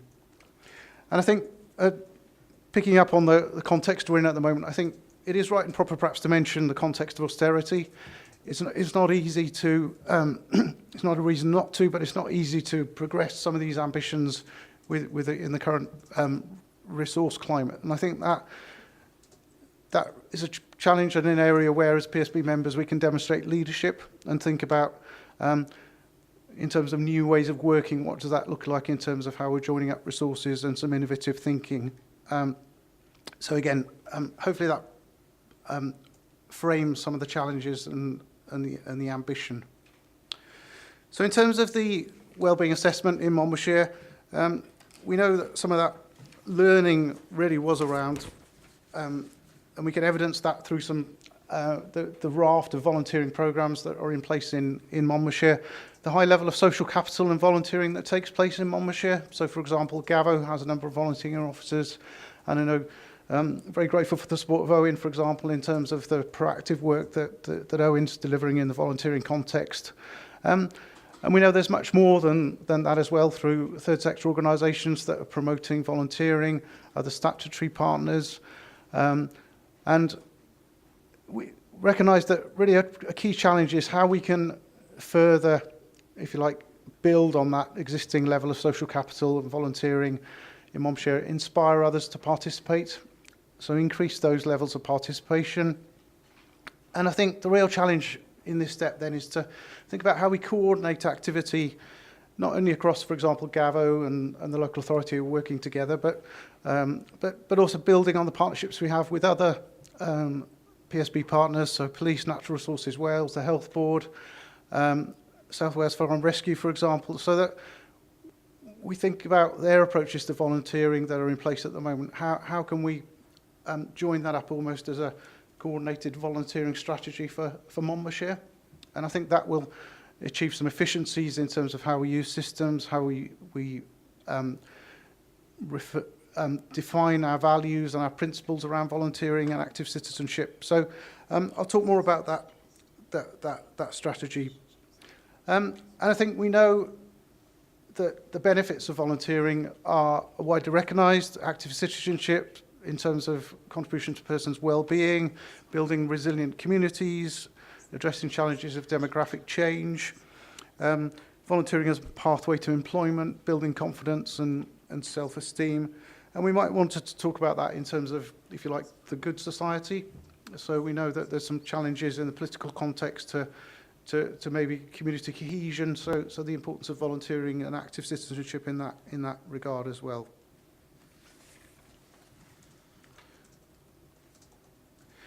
In Monmouthshire, we're fortunate already to have a joining up volunteering partnership. So the early stages of progressing this step, we've used that partnership as a conduit to progress some early conversations, to develop an early action plan. And on that partnership, we have representation from third sector organisations like CAB, guiding representation, Bridges, for example, in Monmouth, and also local authority representations. And we're striving to build the representation on that partnership from other PSB partners so that we can, if you like, develop that volunteering strategy in a way that is inclusive of PSB partners.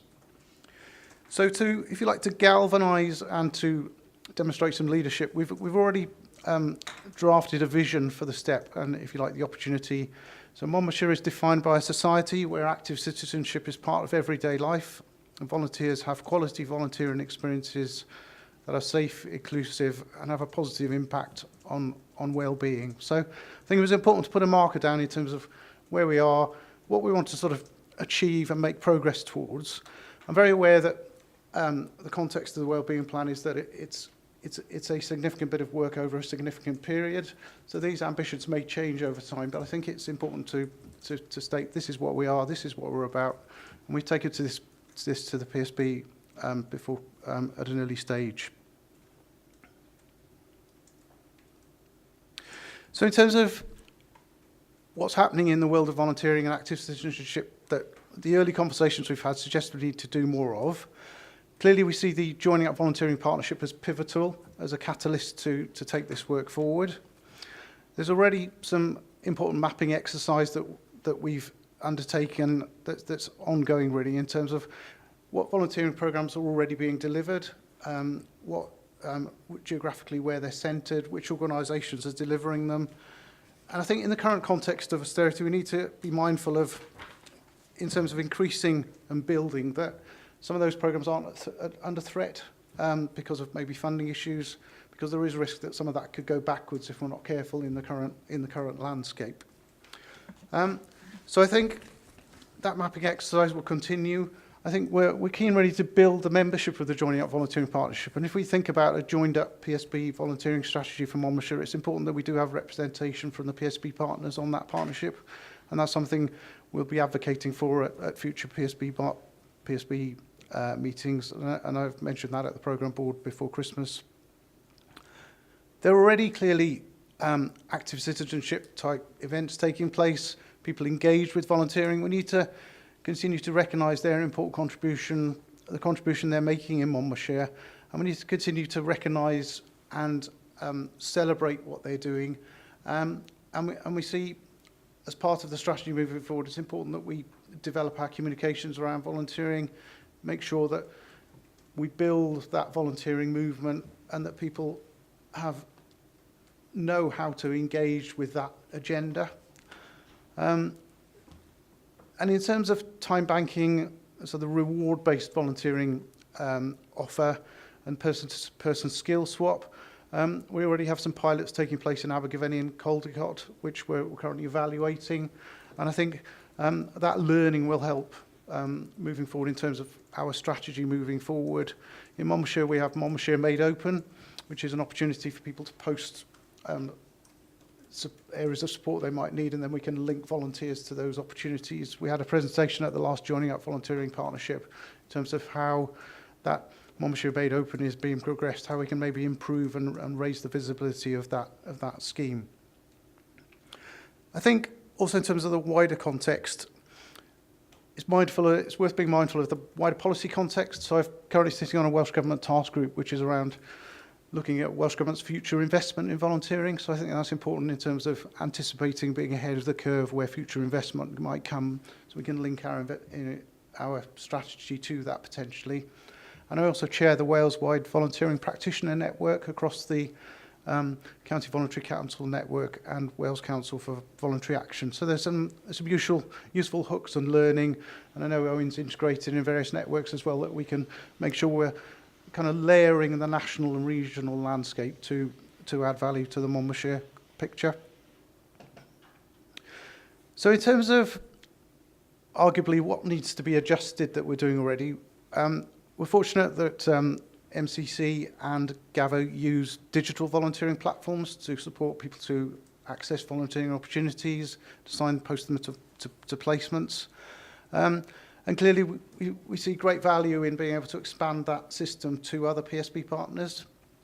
And I think part of our learning at the moment is understanding what systems other PSB partners are using, what their kind of corporate approach to volunteering is. So we know the Health Board, for example, have initiatives like Fred and Me, for example. We know Natural Resources Wales support volunteering in their employees. And then as part of the appraisal process, NRW employees have to account for the volunteering that they've done, for example. So I think there's lots of learning, and we need to sort of land that really in terms of informing our wider structure. We need to think about the governance arrangements that are in place. So we have Joining Up Volunteering Partnership, but this work needs to move at pace, as the chair of the PSB has alluded to. So in recognition that it might be helpful to have a task group of a smaller group that reports back to the Joining Up Volunteering Partnership to make sure we're progressing this work with key partners. And integral to the emerging strategy we see is kind of recognition schemes. So, for example, Galvo have a recognition scheme which would give a certificate to people who've been volunteering for 25 hours, 50 hours, 100 hours, which they can then use as part of their CV or to show future employers, for example. And Galvo and MCC work together to deliver a volunteer awards event. We know, for example, the Health Board, Monmouthshire Housing have their own volunteer award events. And I think in terms of a joined-up strategy, there's the opportunity to potentially do a Monmouthshire awards, like a PSB awards evening, for example. And in terms of our communications, again, there's the opportunity to develop a medium campaign to support the vision around active citizenship and volunteering, to increase that uptake, and to, if you like, build that groundswell of volunteering. And then, in terms of what new work we need to do, so this volunteering strategy for Monmouthshire, encompassing all PSB partners, we see key elements of that being some of the conversations we've had at Joining Up Volunteering Partnership have included things like, well, what if we thought about a volunteering charter that all PSB partners can sign up to, which really defines volunteer values and principles around volunteering. Then again, that demonstrates some leadership, some ownership, and again, a statement of values across the PSB landscape. In terms of our volunteering policies, each organisation will have a volunteering policy, but how can we think about a PSB volunteering policy? And I think it's really an opportunity to position the PSB as kind of leading this strategy. We already have Welsh Government volunteering policy, for example, and so there's an evidence base we can use, and we can look at existing policies across the PSB landscape. We have challenges around representation. We know that organisations have capacity challenges, so important that where we can achieve consistent representation, for example, in the Joining Up Volunteering Partnership to progress the strategy. Corporate social responsibility, again, a key element of the volunteering strategy. Again, organisations making progress on this at a corporate level. But what does that look like when we bring all that together across Monmouthshire, across PSB partners? How can PSB partners demonstrate leadership in terms of the significant workforces they employ? And do we need to set targets in terms of, say, for example, the Health Board, say 5% of Health Board employees are participating in volunteering, for example, and building that across PSB partners.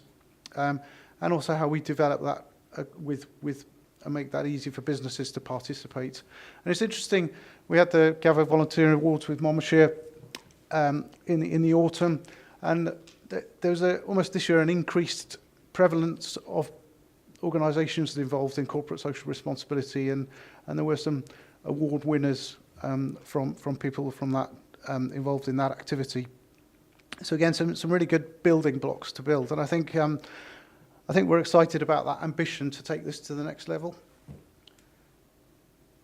We are aware really that the title of this step is active citizenship.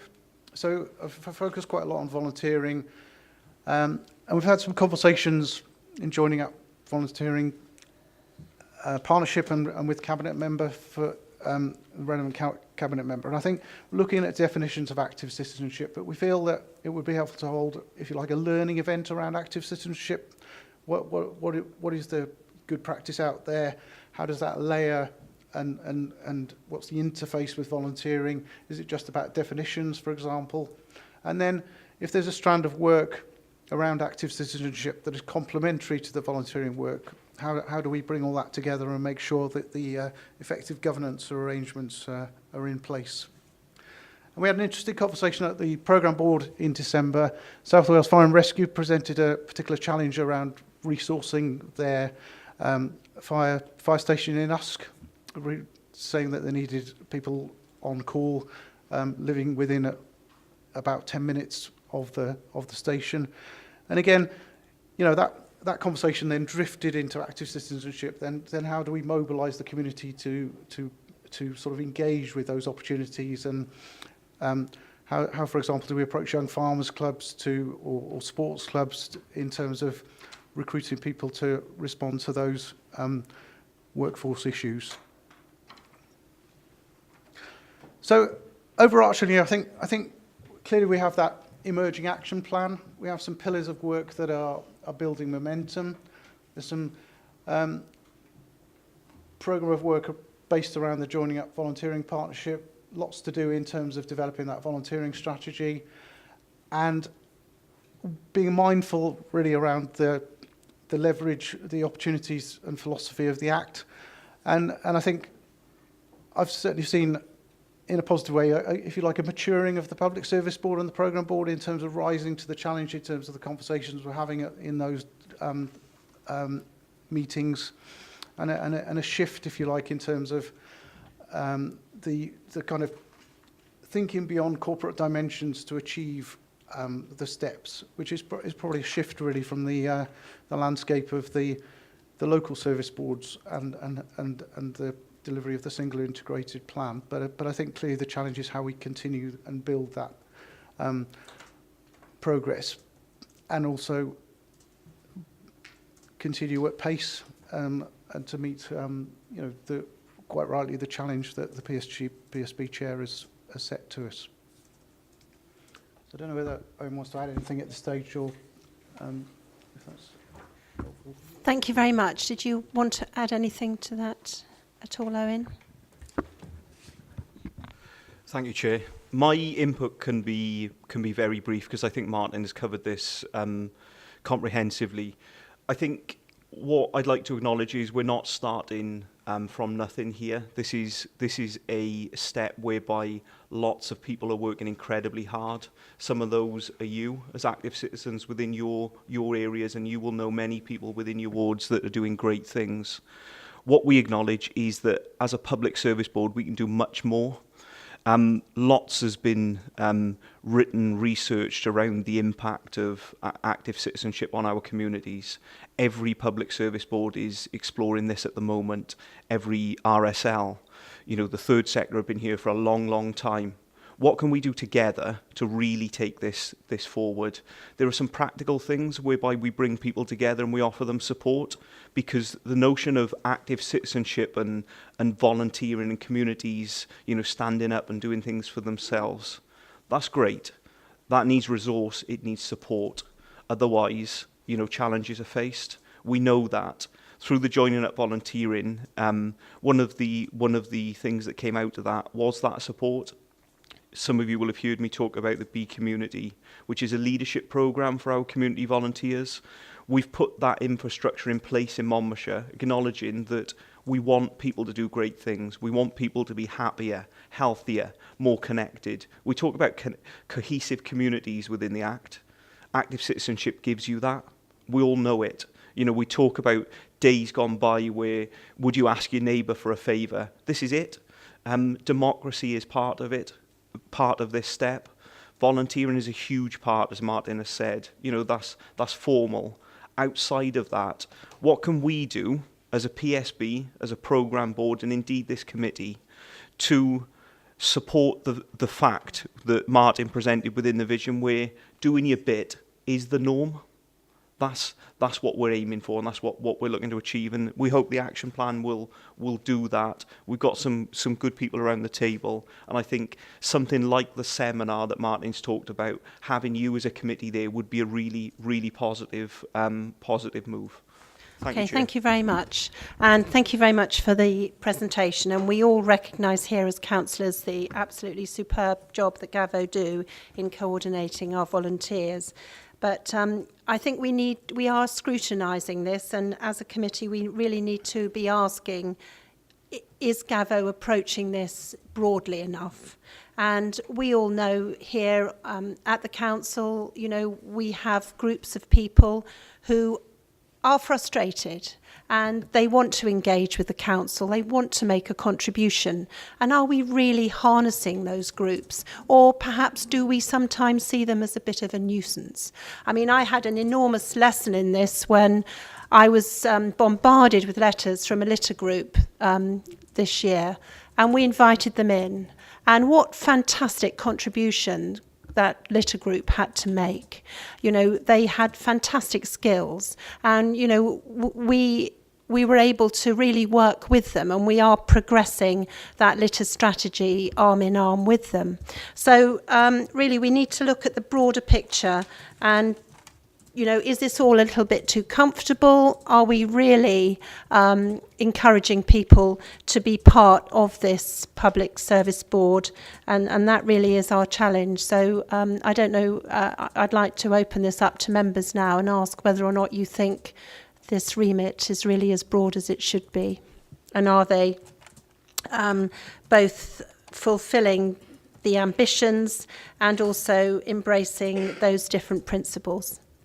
So members, if I could have questions. Councillor Grocott? Thank you, Chair. I've been fairly critical of things around the PSB this morning, I guess, but I'd like to redress that a little bit now and actually give one concrete example of how I think Galvo is galvanising a whole range of other services around a pivotal point in my own ward. And I'm talking here about the Abergavenny Community Enterprise Project, which has been well supported by Galvo. And back in the midst of time before I was a member of this council, I think it might well have folded without the support of Galvo.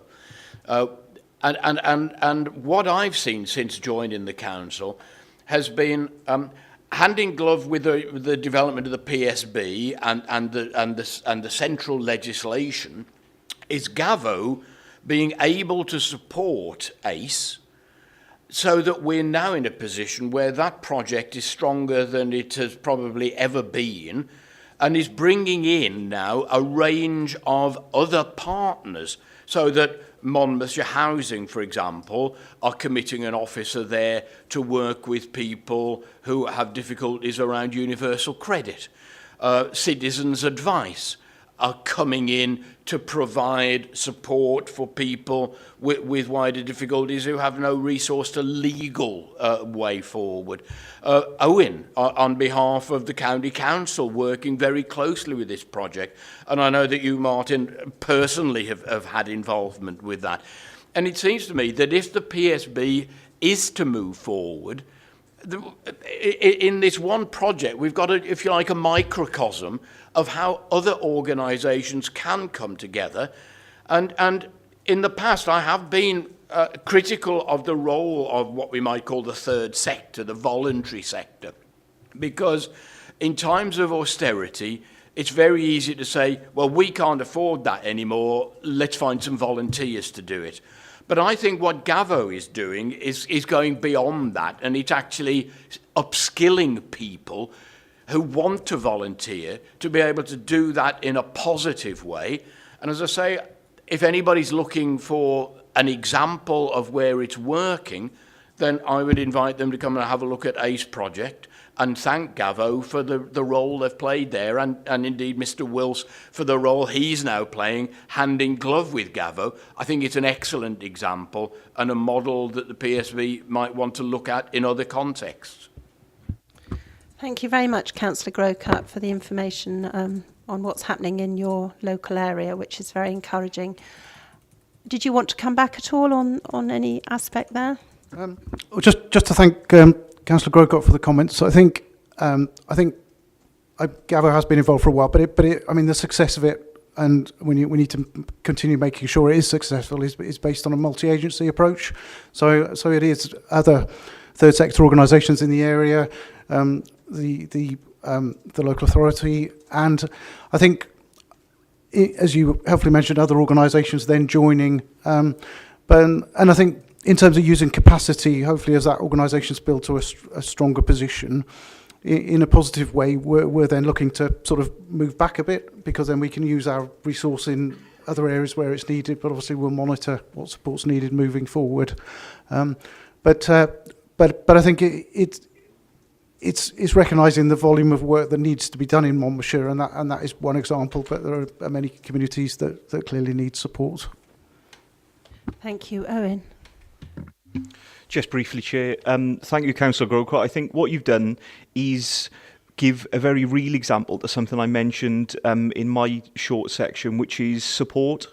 I think we have success when we ask the right questions and of our community, and that is an important fact. But when people come forward, we can't necessarily expect them to have the skills and the tools in their toolbox to carry out that voluntary role. What we need to do as a group of organisations and other community groups is bring those people together to really understand what those challenges are. ACE is a fantastic example of somewhere being further down the line with that. You know, financial sustainability and outcomes was a massive challenge. It is now not.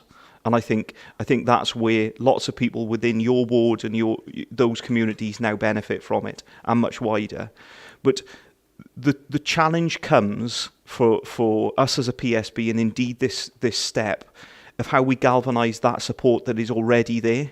How do we demonstrate to people that might like to be active, where they can be active, those that are already active, what support is there for them, because not everyone knows that. You know, in July we brought 250 people together in the Market Hall in Abergavenny because that's what they asked us for. On the 31st of January we'll do exactly the same in Monmouth. So it's what we aim to do as an active citizenship step is to bring that support to the great people that want to do those things. What I think we need to do then, as Martin mentioned, is through publicity to support that idea that this is the norm. Doing your bit is the norm. Thank you. Are there any other questions from members or from Councillor Smith? Me. How many bodies are actually represented now within Galvo? And also, Torfine, is that still an individual body on its own? It's not part of Galvo. But I've just wondered about the bodies. Thank you. So in terms of Galvo's membership, we have a membership of about 350 organisations across our footprint. So our footprint at the moment is Monmouthshire, Caerphilly, Blaenau Gwent and Newport. So in Torfine, there's Torfine Voluntary Alliance, which is a similar organisation. And then so we collaborate with Torfine Voluntary Alliance, for example, where there might be opportunities at a regional level. We do have, and in collaboration with Torfine Voluntary Alliance, where there are Gwent-wide opportunities, because of our larger footprint, we would sort of try and make sure that we're maximising our opportunities across Gwent as well. So in some cases we'd work together with them, or we'd agree that, well, that's an opportunity for Galvo because we've got the larger scope, if you like, geographically. So, but we meet regularly with them, and I think importantly the 19 county voluntary councils across Wales. So Galvo's the largest in Wales, but we're all working together with Wales Council for Voluntary Action under the Third Sector Support Wales kind of banner, if you like, so to achieve some consistency across the brand. Are there any other questions from members? Councillor Howard? Well, no, it's not a question really. It's just to recognise that I think that I've certainly noted in the last couple of years, and I've no doubt it's the result of both your activities, and the profile of volunteering has been raised massively. We see that in the press and the sort of things you send us. So, thank you very much, really. The one thing that did occur to me, having been around the block a few times, is how do you encourage the long-term basis? How do you encourage new volunteers? And do you still get there's a sense of, not this, it's meant as in a critical way, because it, you know, old faces are great, but is it still a case of the old faces or the same people or from the same organisations coming forward for volunteering, and how do you spread the net a little bit wider and then keep them once they're there?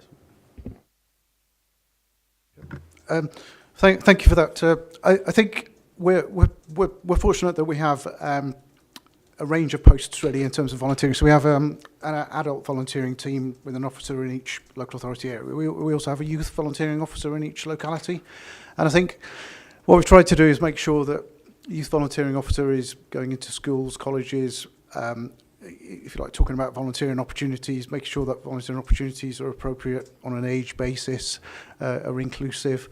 But also that and that's where the digital system has been important, to make sure that we're using social media, for example, to engage with perhaps, not being judgmental, but a younger generation. So that, if you like, is perhaps the future of volunteering, and make sure those, the ethos of volunteering is cascaded through. And I think at our volunteer awards, for example, we'd also have Young Volunteer of the Year, for example.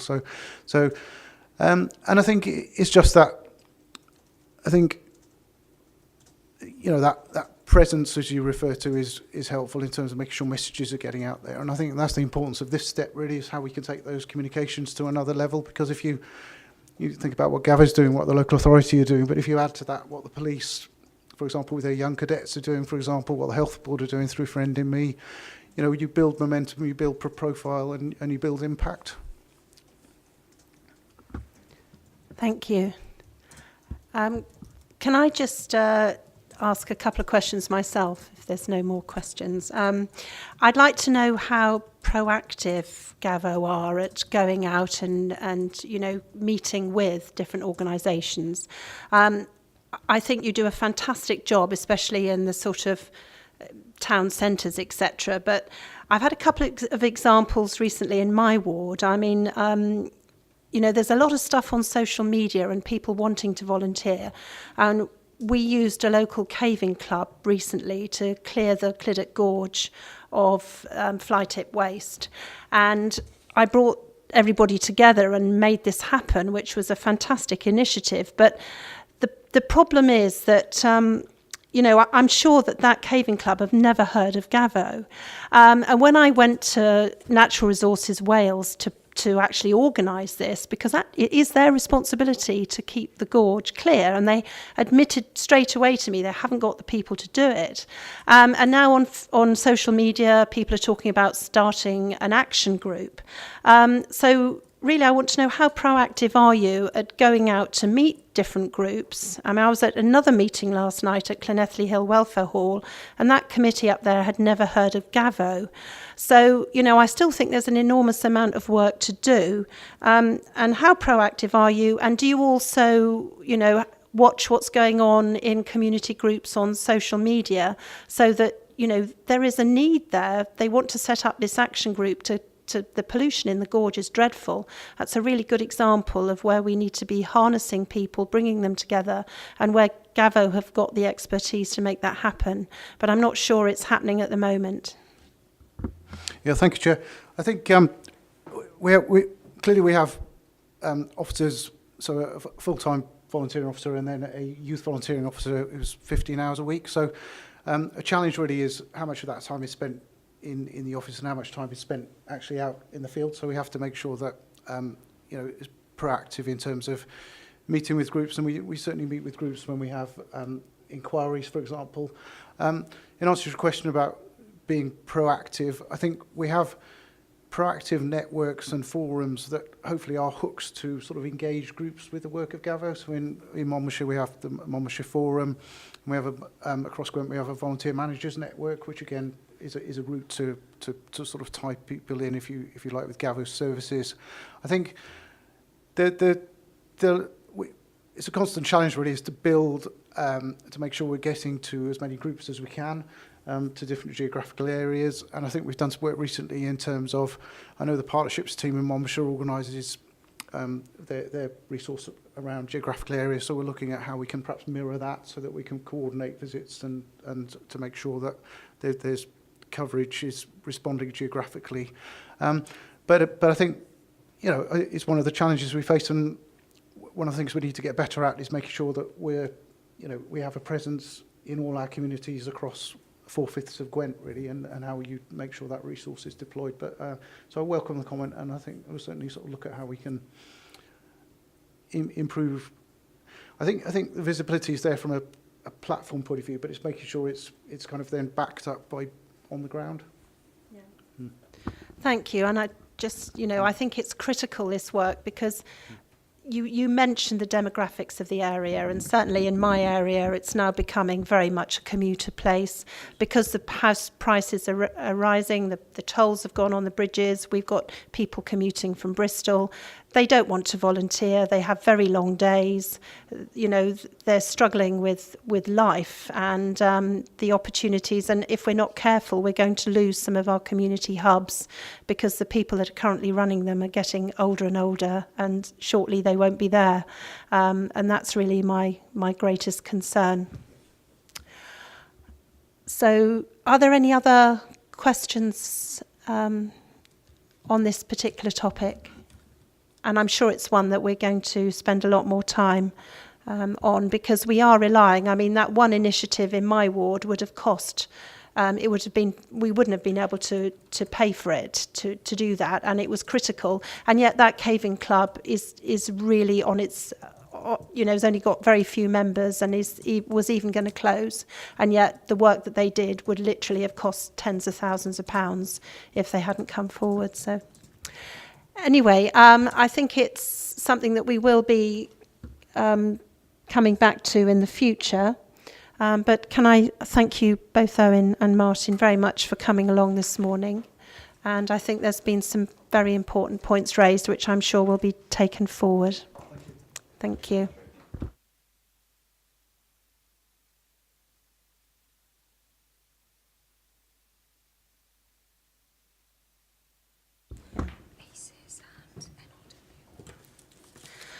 Okay, thank you very much, members. And I think now moving on to item number 7, the Forward Work Programme. Obviously, we've already had suggestions from Councillor Grocott that he'd like to see ACES on the Forward Work Programme. I have also mentioned that I'd like to see Natural Resources Wales, which I think they were approached to come today, but they couldn't. There's also a climate change meeting taking place, and as chair of Stronger Communities, I've been approached by this group, and I think probably we're all feeling, I know I am, that when I first started on this journey, I didn't really understand how it all joined up. And my goodness, how now it is really very clear how everything does join up. And it's so important that we do have these very constructive meetings. So I don't know how has something gone out to everybody about that climate change? I'll pass to Hazel. But you're invited as chair of Select, and I believe 2 cabinet members will be invited. But I'll pass to Hazel. The meeting that you talk about is a meeting that happens every quarter, the Community Climate Champions meeting, which is a group that I facilitate, largely kind of people from Friends of the Earth groups, Transition Town groups, renewable energy installers, and a number of council officers, and Val attends regularly, and also the lead cabinet member for sustainability. So previously Phil Hobson, but now Sarah Jones is on that circulation list. But we've been approached by a number of community groups to ask us as an authority whether we would pass a motion declaring a climate emergency based on the recent Intergovernmental Panel on Climate Change report that says we need to act promptly to avert kind of climate disaster. And it's a movement, a number of different authorities, including Forest of Dean is our closest neighbour, who have taken this step to declare a climate emergency. So the meeting on the 23rd of January is in Bridges at 7 o'clock, and there's a warm welcome to any members who would like to come. But the community groups who are part of that group were very keen to have you there as a representative of strong communities, and they've also asked Sarah Jones and Brian Jones from the cabinet side as well if they would like to go along, so that we can all join in the discussion about, you know, what we should be doing and the best way to go about things. Thank you very much indeed. So we look forward to seeing you there on that date. Are there any other topics that looking at the forward work programme, is there anyone, Councillor Howard? Yeah, it's my favourite crack record, I'm afraid. Would the committee consider varying meeting times to 2 o'clock, if that, or at least occasionally? As you know, it's something I keep harping on about, and I know it's something that the leader of the Labour group has also highlighted as a problem. Morning meetings are really the least convenient. So if it could be considered, that would help me attend a lot more, and I dare say it would other members too. Thank you. Would you like to respond to that? Nicola has just advised me that the council diary is being discussed next week, so I think that's something you should raise there, Councillor Howard. But, you know, certainly if the rest of the committee felt that was, you know, that was helpful and beneficial. I mean, we've got low attendance today, and, you know, obviously I'd like to point out at this juncture that Councillor Petunia's emailed me his apologies today, so we'll add those. But yeah, attendance is a big issue, so if you could raise that next week, and I mean, certainly the 10 and 2 sort of select cycle we did do previously. At the moment they're mainly 10 o'clock, but, you know, there's scope there. I think that's a very important point, because if we do all change the times, it will enable more people to attend, which can only be a good thing. Councillor Grocott. Thank you. Just to say that I think this morning has been very valuable in looking at 2 specific priorities, and I think it points to an effective way forward. And so I'd like to see it repeated, certainly at our next 2 meetings, so we've then covered all 6 areas. Thank you very much. I totally agree with you, and I think, you know, today the 2 subjects, it was right. I think if we've had any more, it would have been too much. And in fact, we could have discussed some of those aspects in far more depth than we did. So, you know, I think we've got enough to be going on with, haven't we, Matt? Yeah. So I think it's been a very productive morning. I'd just like to thank you all for your attendance and for your very valuable contributions, and thank you to Councillor Smith for coming along today as well, and to our officers who've so ably led us today. So the meeting is now closed, and if we can, do we have a date for the next meeting before we? The next meeting is on March the 28th. Is that correct? Yeah. And obviously we'll confirm the time, taking on board your comments. Thank you all very much indeed.